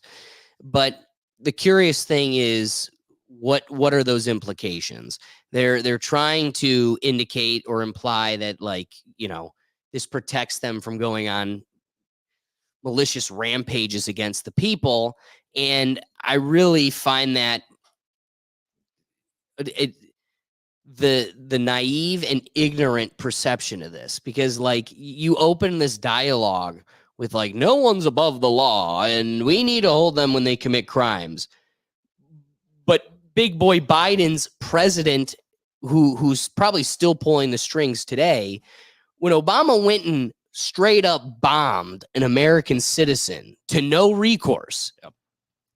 Does it matter if it's in law or not? The president is immune. Like, if we're not getting justice there, does it really matter if he passes this bill or not? Like, it doesn't change the status quo or not at all. What the media is selling you is that they're going to bomb Americans and get away with it. That happened in 2010, and they got away with it, and the Supreme Court wasn't even involved at that point. So I think it's a way to redirect the idiots, because it's not accomplishing what they're pretending it is, and it prevents the president from doing the work that we want and genuinely are calling for, which is the draining of the swamp. Yeah. The second thing is term limits. I want term limits insofar as you can't come back.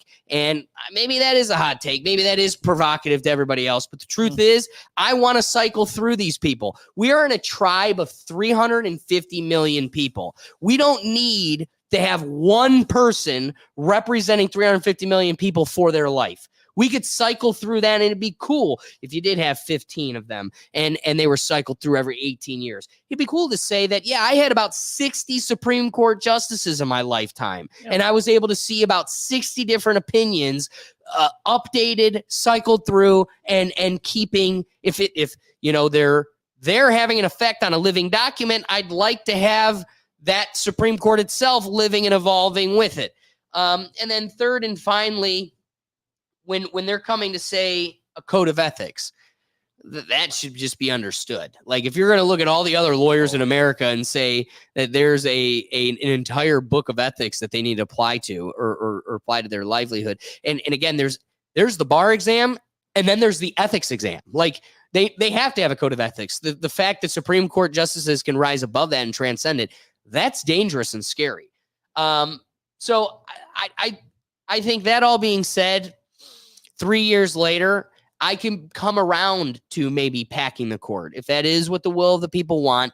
But I do think it's a dangerous world to walk down, because I don't know if you've seen a congressional committee, but if you get a congressional committee of 12 egomaniacs that got a lot to say, I don't know if you've noticed, but Congress doesn't accomplish shit. That's what the whole crux of your opinion was. So if you want to maximize justice opinions because of the failure of congressional opinions and the effect of Congress, then you also need to recognize it's failing because you have too many strong opinions manipulated by outside influence and lobbyists, and they're not able to accomplish a darn thing. So I don't know if we're saying 9 is truly and genuinely accomplishing the goal, and it's on that scale of justice, maybe a couple more gets us even closer to truth.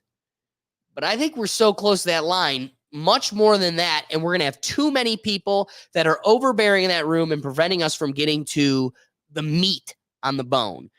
That's my wrapping thought. What do you got for us? So I don't disagree that 9 is, I think 9's fine. But you start getting more than that. I'd like to see a little bit more, but you start getting 2 more. I think we can both agree on that. But the issue, I think the issue we both have with Congress is they're held accountable. But the reason they do what they do is they don't have to be directly held accountable to that. So they don't have single issue bills.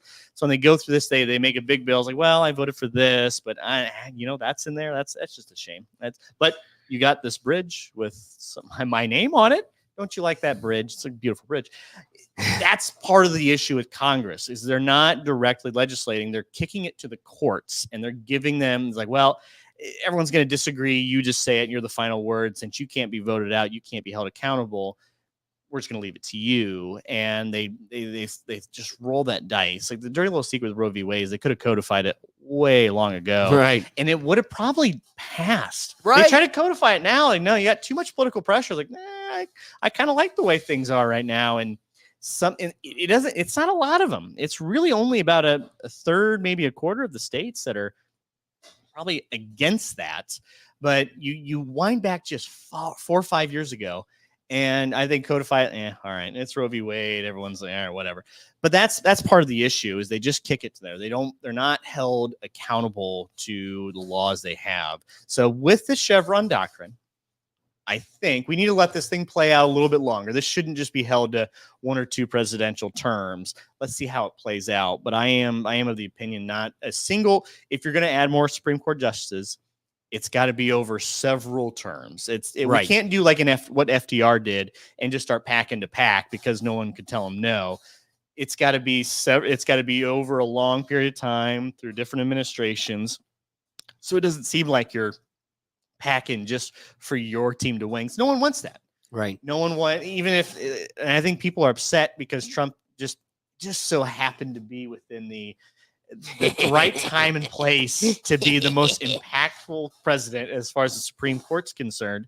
And that's not how we should do it either. I don't think it's in the spirit of what we're having. So if we're able to spread apart that randomness and make it a bit more consistent, I think we see trust and trust in government, and by extension the Supreme Court, go up just a tick. Because right now, I don't think a lot of people trust the Supreme Court on both parties. Yeah. You go at one end, like, I don't really like that opinion. Going, I don't actually like that opinion at all. So it's just not.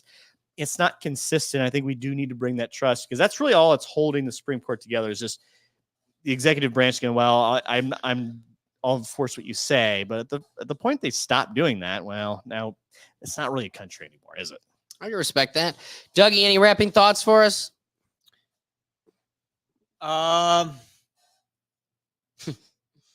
guess just that, I mean, I liked some of the ideas we kind of came up with. Some of them I hate. I mean, there's really no good answer, I think, to this. Like, no one's ever going to be happy with changing up what we already have when no one's happy with what we have and can agree on anything. So, yeah, I don't know. Profound I think it's just words discussion. I mean, I don't think there's enough support to really have anyone change anything anyways. Yeah, that comes back to what Professor Domino was saying too. So, all right, we've got our final topic here. Brian ditched us in the middle of the broadcast. So I got to give Doug here one quick instruction, and then we're going to kick it off.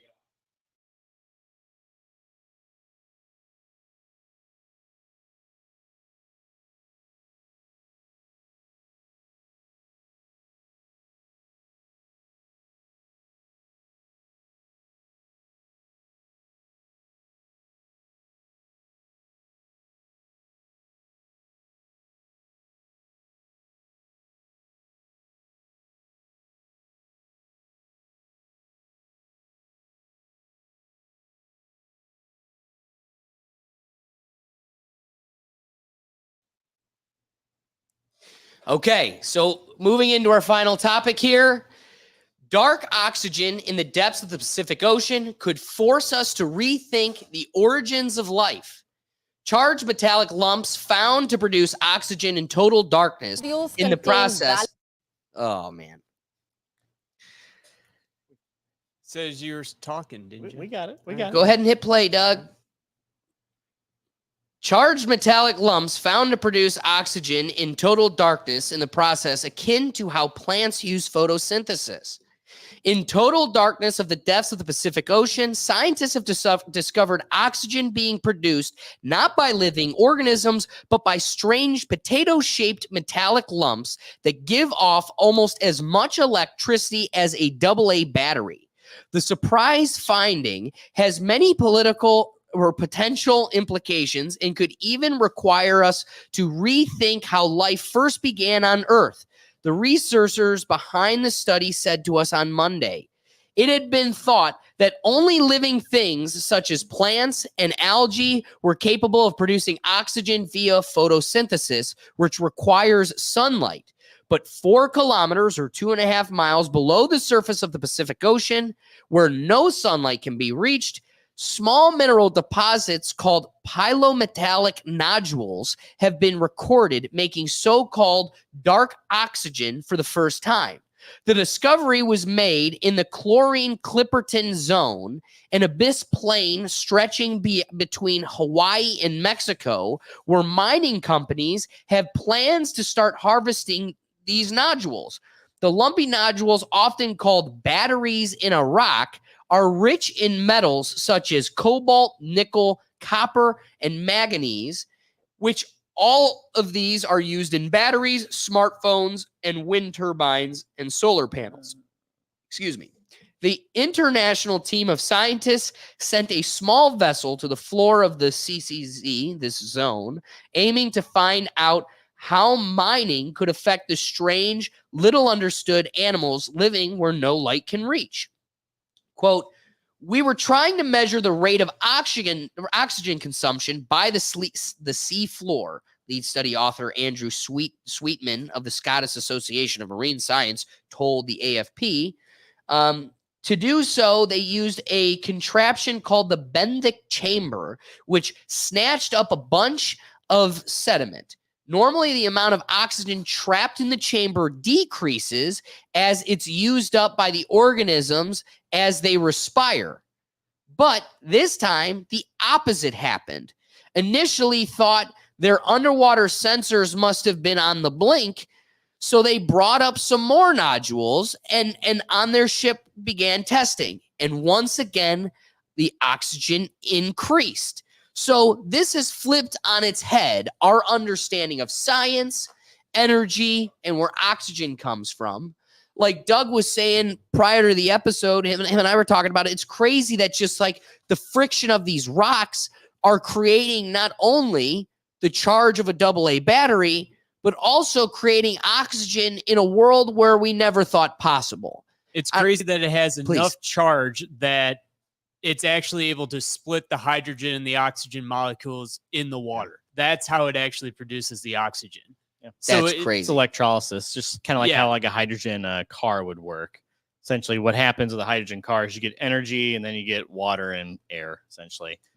So seeing, but as you're describing it, there's metals related to batteries that are in there that's causing either friction or there's something going on down there that's has enough energy to separate. 'Cause that's a lot of energy, separate those molecules, and to kind of bring that up to the surface. That's pretty cool. I remember in school we were told oxygen was produced by plants and trees through photosynthesis. Yeah. We never once were told anything about any other way. That was the way Thank you. oxygen was produced. They That really- was what we were taught. they really So- missed so an Doug, opportunity. What if you were a scientist that was on the verge of these discoveries and began inquiring and testing the status quo, and then science ostracizes you because you're not blindly trusting the science like a godly doctrine? How dare you test it and hypothesize?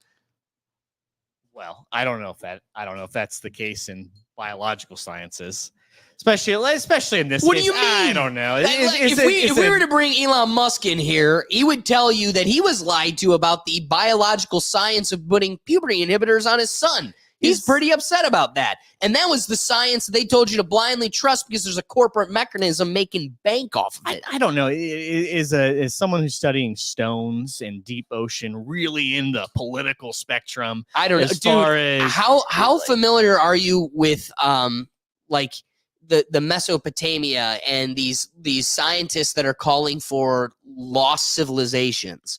They are totally ostracized by mainstream what do you mean they're scientists. calling for lost civilizations? Okay, the problem is working off the top of my head, but there is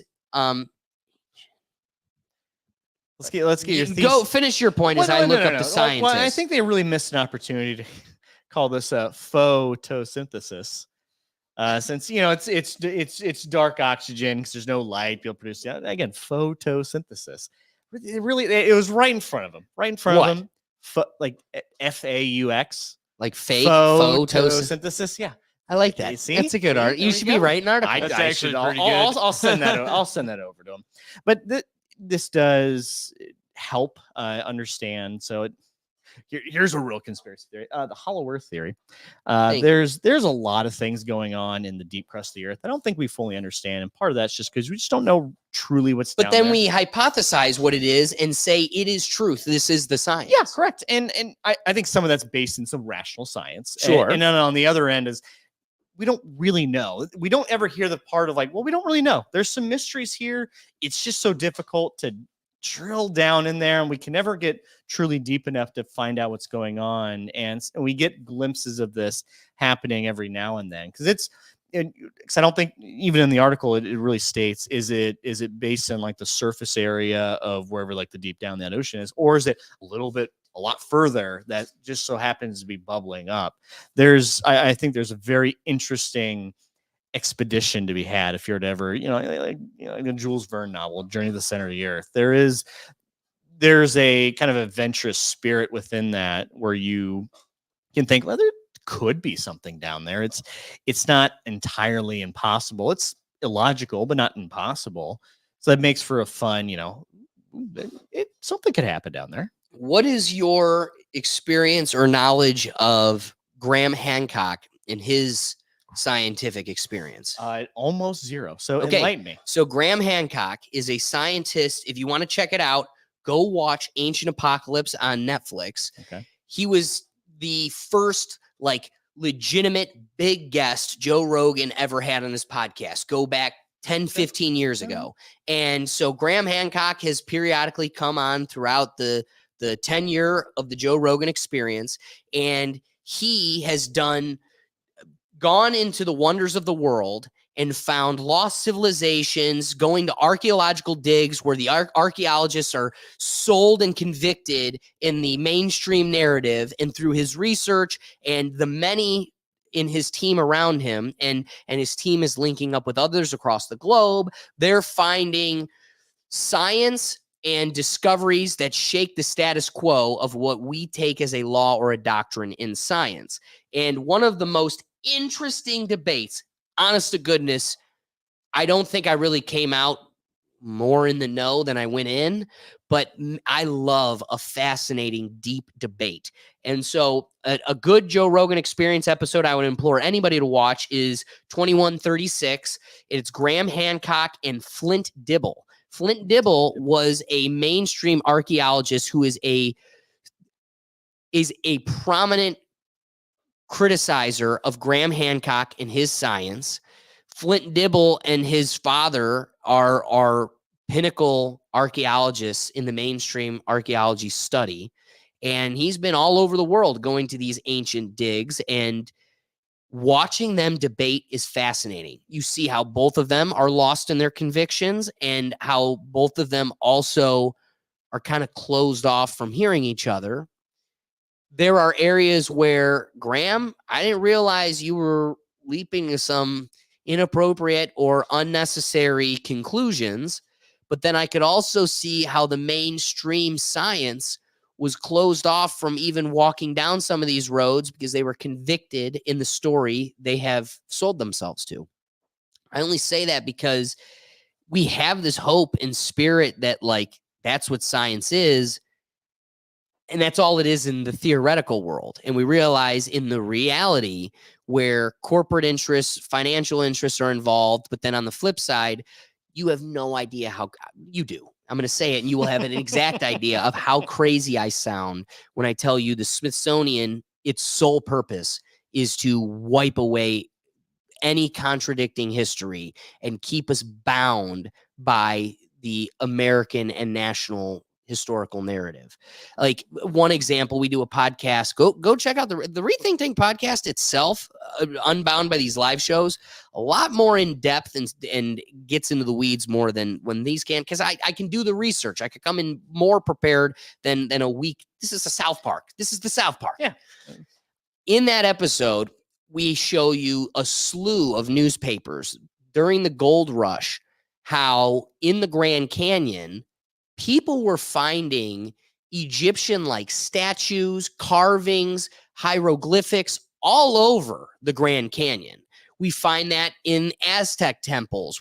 And that being against the status quo of what we understand, the Smithsonian came in and locked it down. There was, I can't remember the president at the time, but they locked down free travel through the Grand Canyon, and now you can only go to certain areas and with a guide. There were so many newspapers of farmers finding giants in their farms, bones of giants, and conveniently the Smithsonian would come and collect them, and then they were just never to be seen again. Now, I get it. I get how crazy that sounds. But what's funny is, to any person that sits back and goes, that's crazy, not a single one has done any research into this. You live at the surface level. When somebody from the depths tries to give you a glimpse, it's scary or so against what you're used to. You don't use this as a claim to, maybe I should do more research. We're too comfortable in our ignorances. So I'm not sitting here saying that is it, but there is a lot of peculiar or interesting things surrounding this that I would provoke people to investigate these further. Like watching that debate with Graham Hancock, see how a scientist that comes up and finds research in some, like you said, like maybe that might be with something that's political, but this is just oxygen in the ocean. Well, if this shakes our entire understanding and we have mechanisms built around that understanding, you may not see why there's an interest in defending that ignorance or defending us from a discovery, but there's mechanisms at play that have made it so that you'll never see them. Yeah, you could get to a point where you're proving someone else wrong on a very specific thesis statement that they made, and then all of a sudden he's in a high position of authority. He's like, well, I'm gonna fund this research, even though there might be some merit to it. I could probably see that, but I think let's agree here that underwater research probably is not based a whole lot on social politics. Maybe, but I want to say, what is it? 80% of this world is ocean. Yes. And we've discovered what, 5% at its most? I think it's less, like 1%. Not a whole. It's not a whole lot. We have not even scratched the surface of a tenth of the ocean. So there could be an Atlantis out there. I 100% believe that. When we're saying, oh my God, when naval officers and Air Force officers are saying the UFO they watched went lightning speed into the ocean, I wouldn't be surprised if there's an underwater civilization and there's some global agreement to everybody stay in their lane. But that seems a bit fantastical. It seems a bit crazy. But if there's still 95 to 99% of this thing totally undiscovered, I think, one, that's a credence to how difficult of a terrain it is to truly get an accurate understanding. But there isn't much motivation there either. Like, it seems we're way more motivated to go up and out versus down and deep. And what if there is a middle earth? What if there are these other elements to this existence that we're being sheltered from? Maybe that's why we can't or don't walk down this road further. Well, they do say you're not allowed to just freely explore Antarctica on your own. You just can't. You will be stopped by some sort of government, but mostly our government, but you will be stopped. Well, because Antarctica is like internationally owned, like no country can own it, post a military base there. Which is weird. That's one of the very weird things on that, because there's every other part of the world. That's what made finding the North Pole so exciting. Back in the days, like, well, there could be another continent that I could conquer and could explore. But Antarctica, everyone just agrees, and that's fine. We'll let the U.S. just have their little research station on there, and that's it. I do find that interesting. Why now? Is it just because it's just too dangerous? No one really wants to be there. But that's not. I don't think that hasn't stopped the Russians. No, it's because it's rich in resources and stuff. So by like having an international agreement, no one country can like destroy it to take all the resources there. I don't know. That's what we're told. That's what we're told. That's what we're told. And I would believe that maybe we're stuck in a realm that keeps us trapped in this little place. And we don't want you to discover that there's an ice wall, and we don't want you to go beyond it. And maybe there's a Middle Earth, and we don't want you going down there either and seeing all the giants. Maybe there are White there. Walkers up in Antarctica. That's why we're not allowed there. That's just fantasy crazy shit, Doug.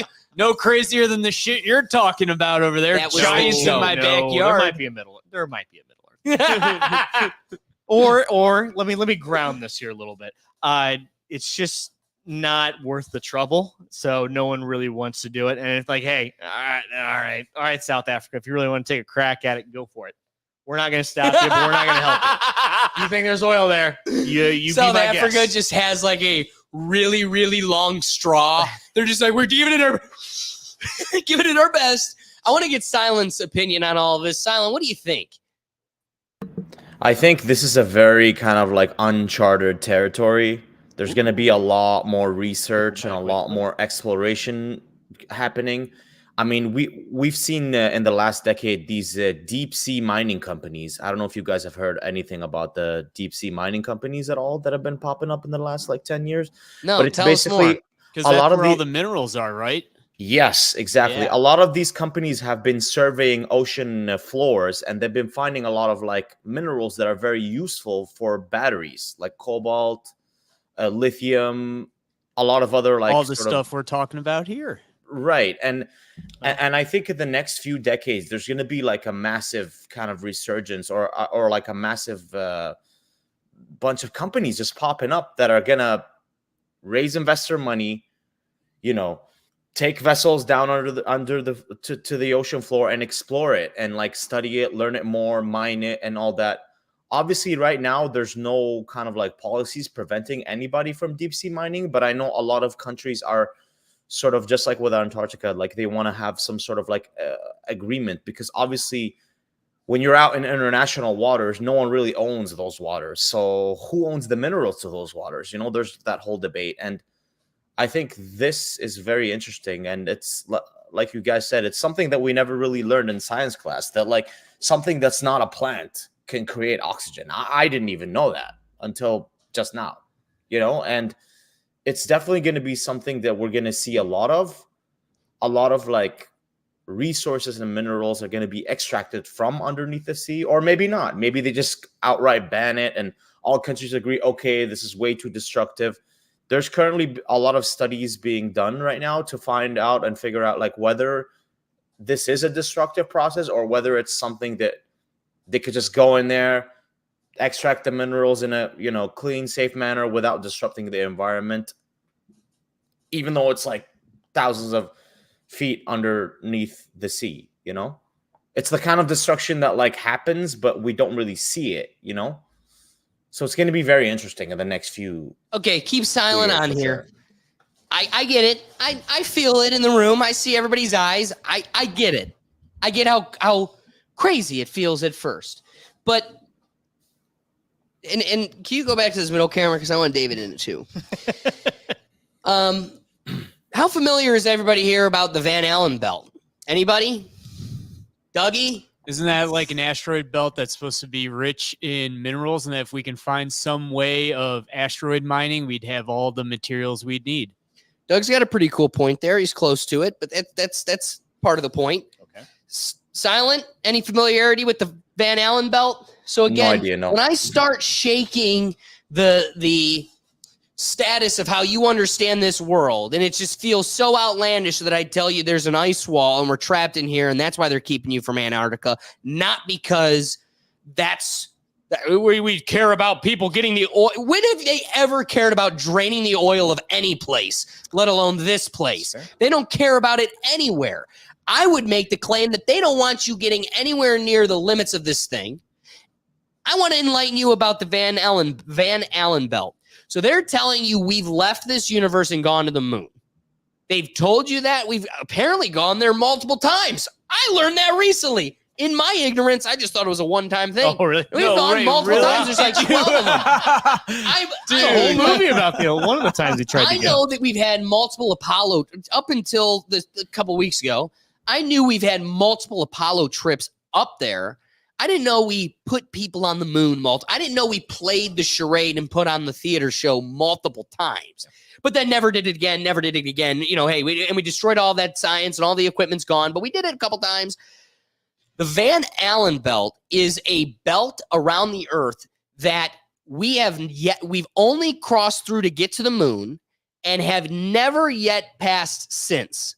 Every trip Elon Musk does and all these other space travels do not exceed the Van Allen belt. The Van Allen belt, the temperature of the Van Allen radiation belt can vary. Studies had measured the temperature of the ions in the plasma regions to be from 2,000 to 20,000 Kelvin. So let's just take it on the lowest side possible. The radiation in the Van Allen belt is 2,000 Kelvin. 2,000 Kelvin is 3,140 degrees Fahrenheit. And that's at its coldest. Is there any material on this earth you know that would be able to pass through the Van Allen belt for an hour? For an hour. Well, It went through this for an hour? Well, they have foundries that put like lava and molten metal in cups so that we can pour the cups into forms that make the We have materials for that. That's Sure, not sure, sure. Do you wait? You have a container for molten lava. Do you have cordage that can send electrical signals as well? Like you need to be able to have a wire, maybe not copper, that can send signals or electricity bound by rubber, and that's not allowed to melt just as much as your bin that you melt aluminum in and make. Well, they have molds like with. electronics and stuff outside. They have sensors. It's absolutely. What do you think a sensor is? An electronic gizmo that just basically goes yes or no, or And, how high, how what low. do you think that that tin? Okay, we're gonna have to say a bowl. Yep. You have this container, this bowl that holds molten lava. Yes. What do you think that's made of? That's some sort of ceramic material. Right. So some sort of. Do you know of any type of ceramic that holds the ability to conduct any type of electrical signal, sensor, pulse? Well, the ceramic doesn't have to conduct it, but you can have things outside the ceramic, and by the inverse, Or you mean something inside? you could have. I mean, you could have it out if it's holding molten metal or it's protecting you from molten metal. You can have something on the inside or the outside of it. Absolutely, you could. That's not hard to. I love conceive. the theoretical game with you. You could. You could. And Have you ever seen a space station in international or like the old spaceships? Were those clay? Well, they're sort of ceramics. Ceramic tiles, man. That was used to for the heat shield. For the heat shield on the shuttle. Yeah. What was the propulsion system? Like Was rocket- that made of clay? No? I think it was. No, it jet wasn't. fuel. Those were metal. Those were metal exhaust engines. Yeah, but they disembarked after a certain point. Once they got into a certain point, then they dispatched. And then the they momentum dispatched. Wait. The main engine, the propulsion systems dispatched. Yeah. But there was still a propulsion system on the back that remained. Yeah. That was metal. Yeah, but it only needed to go to it. It only needed to go a certain point, and then it dispatched. No. I want you to picture the actual engine on the back of the Yes. shuttle. I know what you're that talking isn't about. clay. No. But it didn't. That but shit needs to melt after an hour of 3,000 degrees. 4,000. You can have ceramics that last. Oh, an you hour. guys are wilding. Absolutely, you can have ceramic. That's not even of all the things. Doug, That's what you're are gonna the bring. to backs me? of the spaceships ceramic? Cut to a different one. I can try and Yeah, Google like a that. titanium Goodness. ceramic thing. Oh, absolutely, absolutely. What do you think they make vault doors out of? Dude, a vault door is not a computer system. Yes, it is. They have all Okay, sorts so of here's what electronic I gizmos in found there. thanks to an AI search. Oh, yeah, because we know Well, that. because when you Google something, it's always AI is what comes All right, up. what That's does they're AI pushing. say? The space shuttle main engine, SSME, also known as the RS-25, includes ceramic bearings in its integral shaft and disc. So like it had anything that was going to be exposed to high temperatures was made of ceramic materials. So like anything they could, it almost sounds like they did try to make of ceramic. Doug, look something up for me. How hot does a kiln get? Like where you fire pottery with? Probably very hot. Very hot.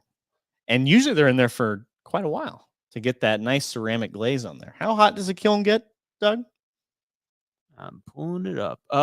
Temperature in which a kiln can get for ceramics depends on the type. Okay. Low fire is 2,000 to 2,300 Fahrenheit. Okay. Mid range is 21 to 23. Okay. High is 23 to 27. Okay. And how long does it take to, glaze ceramics in a kiln on average?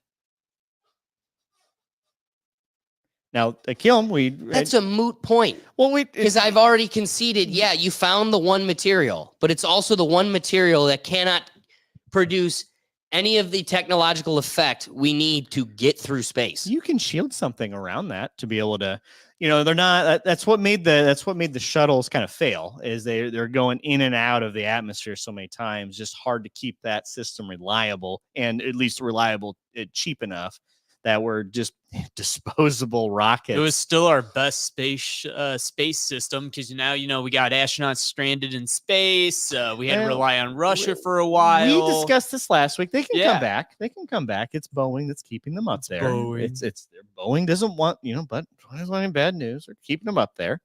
We have the ability to be able to shield something for an hour under high temperatures. It happens all the time. That's what we do in manufacturing.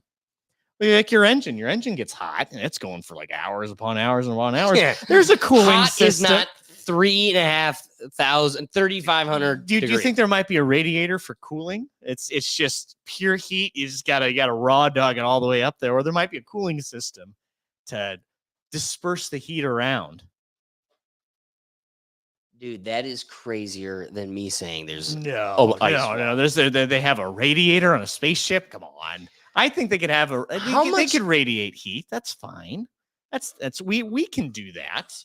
I think you're getting the human achievement here.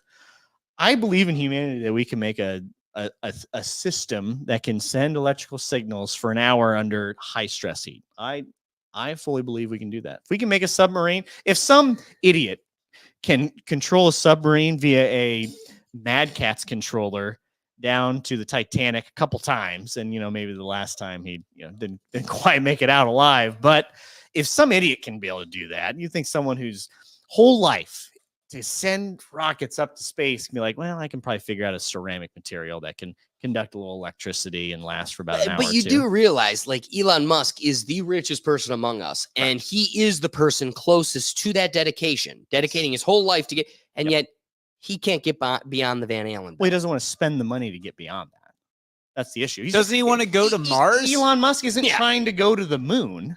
His whole thing, he's trying to go to prove- Mars. He's trying to go to Mars, which means he has to get past that, David.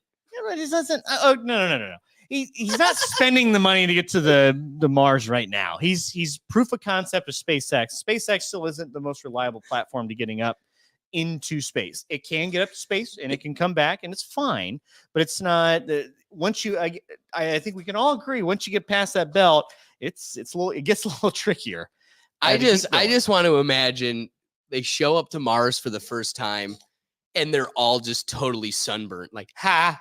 Ha, ha, ha. All right, we got to plant apple trees. Ha, ha, ha. Like, just full of radiation. Or now, have you ever seen The Hills Have Eyes? Oh, they all just get cooked by radiation, and they're all mutants. Who's ready to start a civilization? Oh, the second team to go up to Mars after that's like, ooh, that's not good. Oh, we shouldn't have done this. All right, let's end this X shuttle. Or SpaceX shuttle. Bringing us back to the dark oxygen in the depths of the Pacific Ocean. Doug really kind of hammered it right off the bat, which is this is a crazy contradiction to a law of science that has been hammered into us since day one, and our parents' day one and their parents' day one. Oxygen comes from photosynthesis and photosynthesis only. It cannot be created in other ways. And it's really not only limited our understanding of our universe, but therefore almost also limiting future sciences and discoveries. And this being such a crack in that dam, who knows what other discoveries are going to come with it. It clearly is a beautiful encouragement we have this space race, but we should also have an ocean race where we need to be exploring the space that's on us currently. It's a whole new world. And for some reason, we tend to neglect it a bit. I think it's a really cool science that we discovered where the friction of these nodules can create electricity that produces as much charge as a AA battery. How will that change the energy game? Can we put rocks on the space shuttle in water and get an unlimited supply of oxygen that way? No more having to fill up oxygen tanks. Let's all bring rocks here and we can just generate the show. If these rocks can generate oxygen, who knows what we can do with them? Right. And again, you brought up the hydrogen engine. It's wild that when we have these cutting edge sciences that kind of change the corporate structure as we know it, those folks just have anxiety and depression and end up suiciding themselves.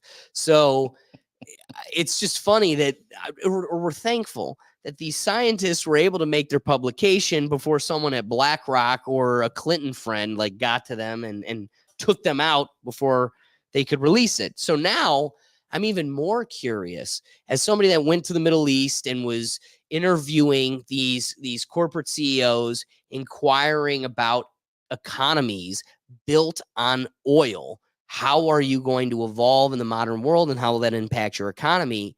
Talk about flipping it on its head, where oil and the petrodollar is like the central peddling of the world economy. And, we've always been curious what happens when those oils dry up or the way we use and refine energy changes. I mean, something like this could change everything, especially if it's abundant, or even if it isn't abundant for mining. If they could get the calculation of materials, you need X amount of nickel, X amount of manganese, all these different, we could recreate that 10 times over, and we don't need to mine it itself. We could just make the concoction of this combination of minerals, and it results in a whole new energy. Imagine a car that just like somehow creates friction of these rocks, shakes them to create an energy that pushes a car or I mean, imagine a train where instead of throwing coal in, it's just shaking and shuffling these stones and creating an energy. To me, that's incredible. Well, dude, what I think is crazy too is that we kind of touched on this. The conventional view has always been that oxygen was produced by something on land.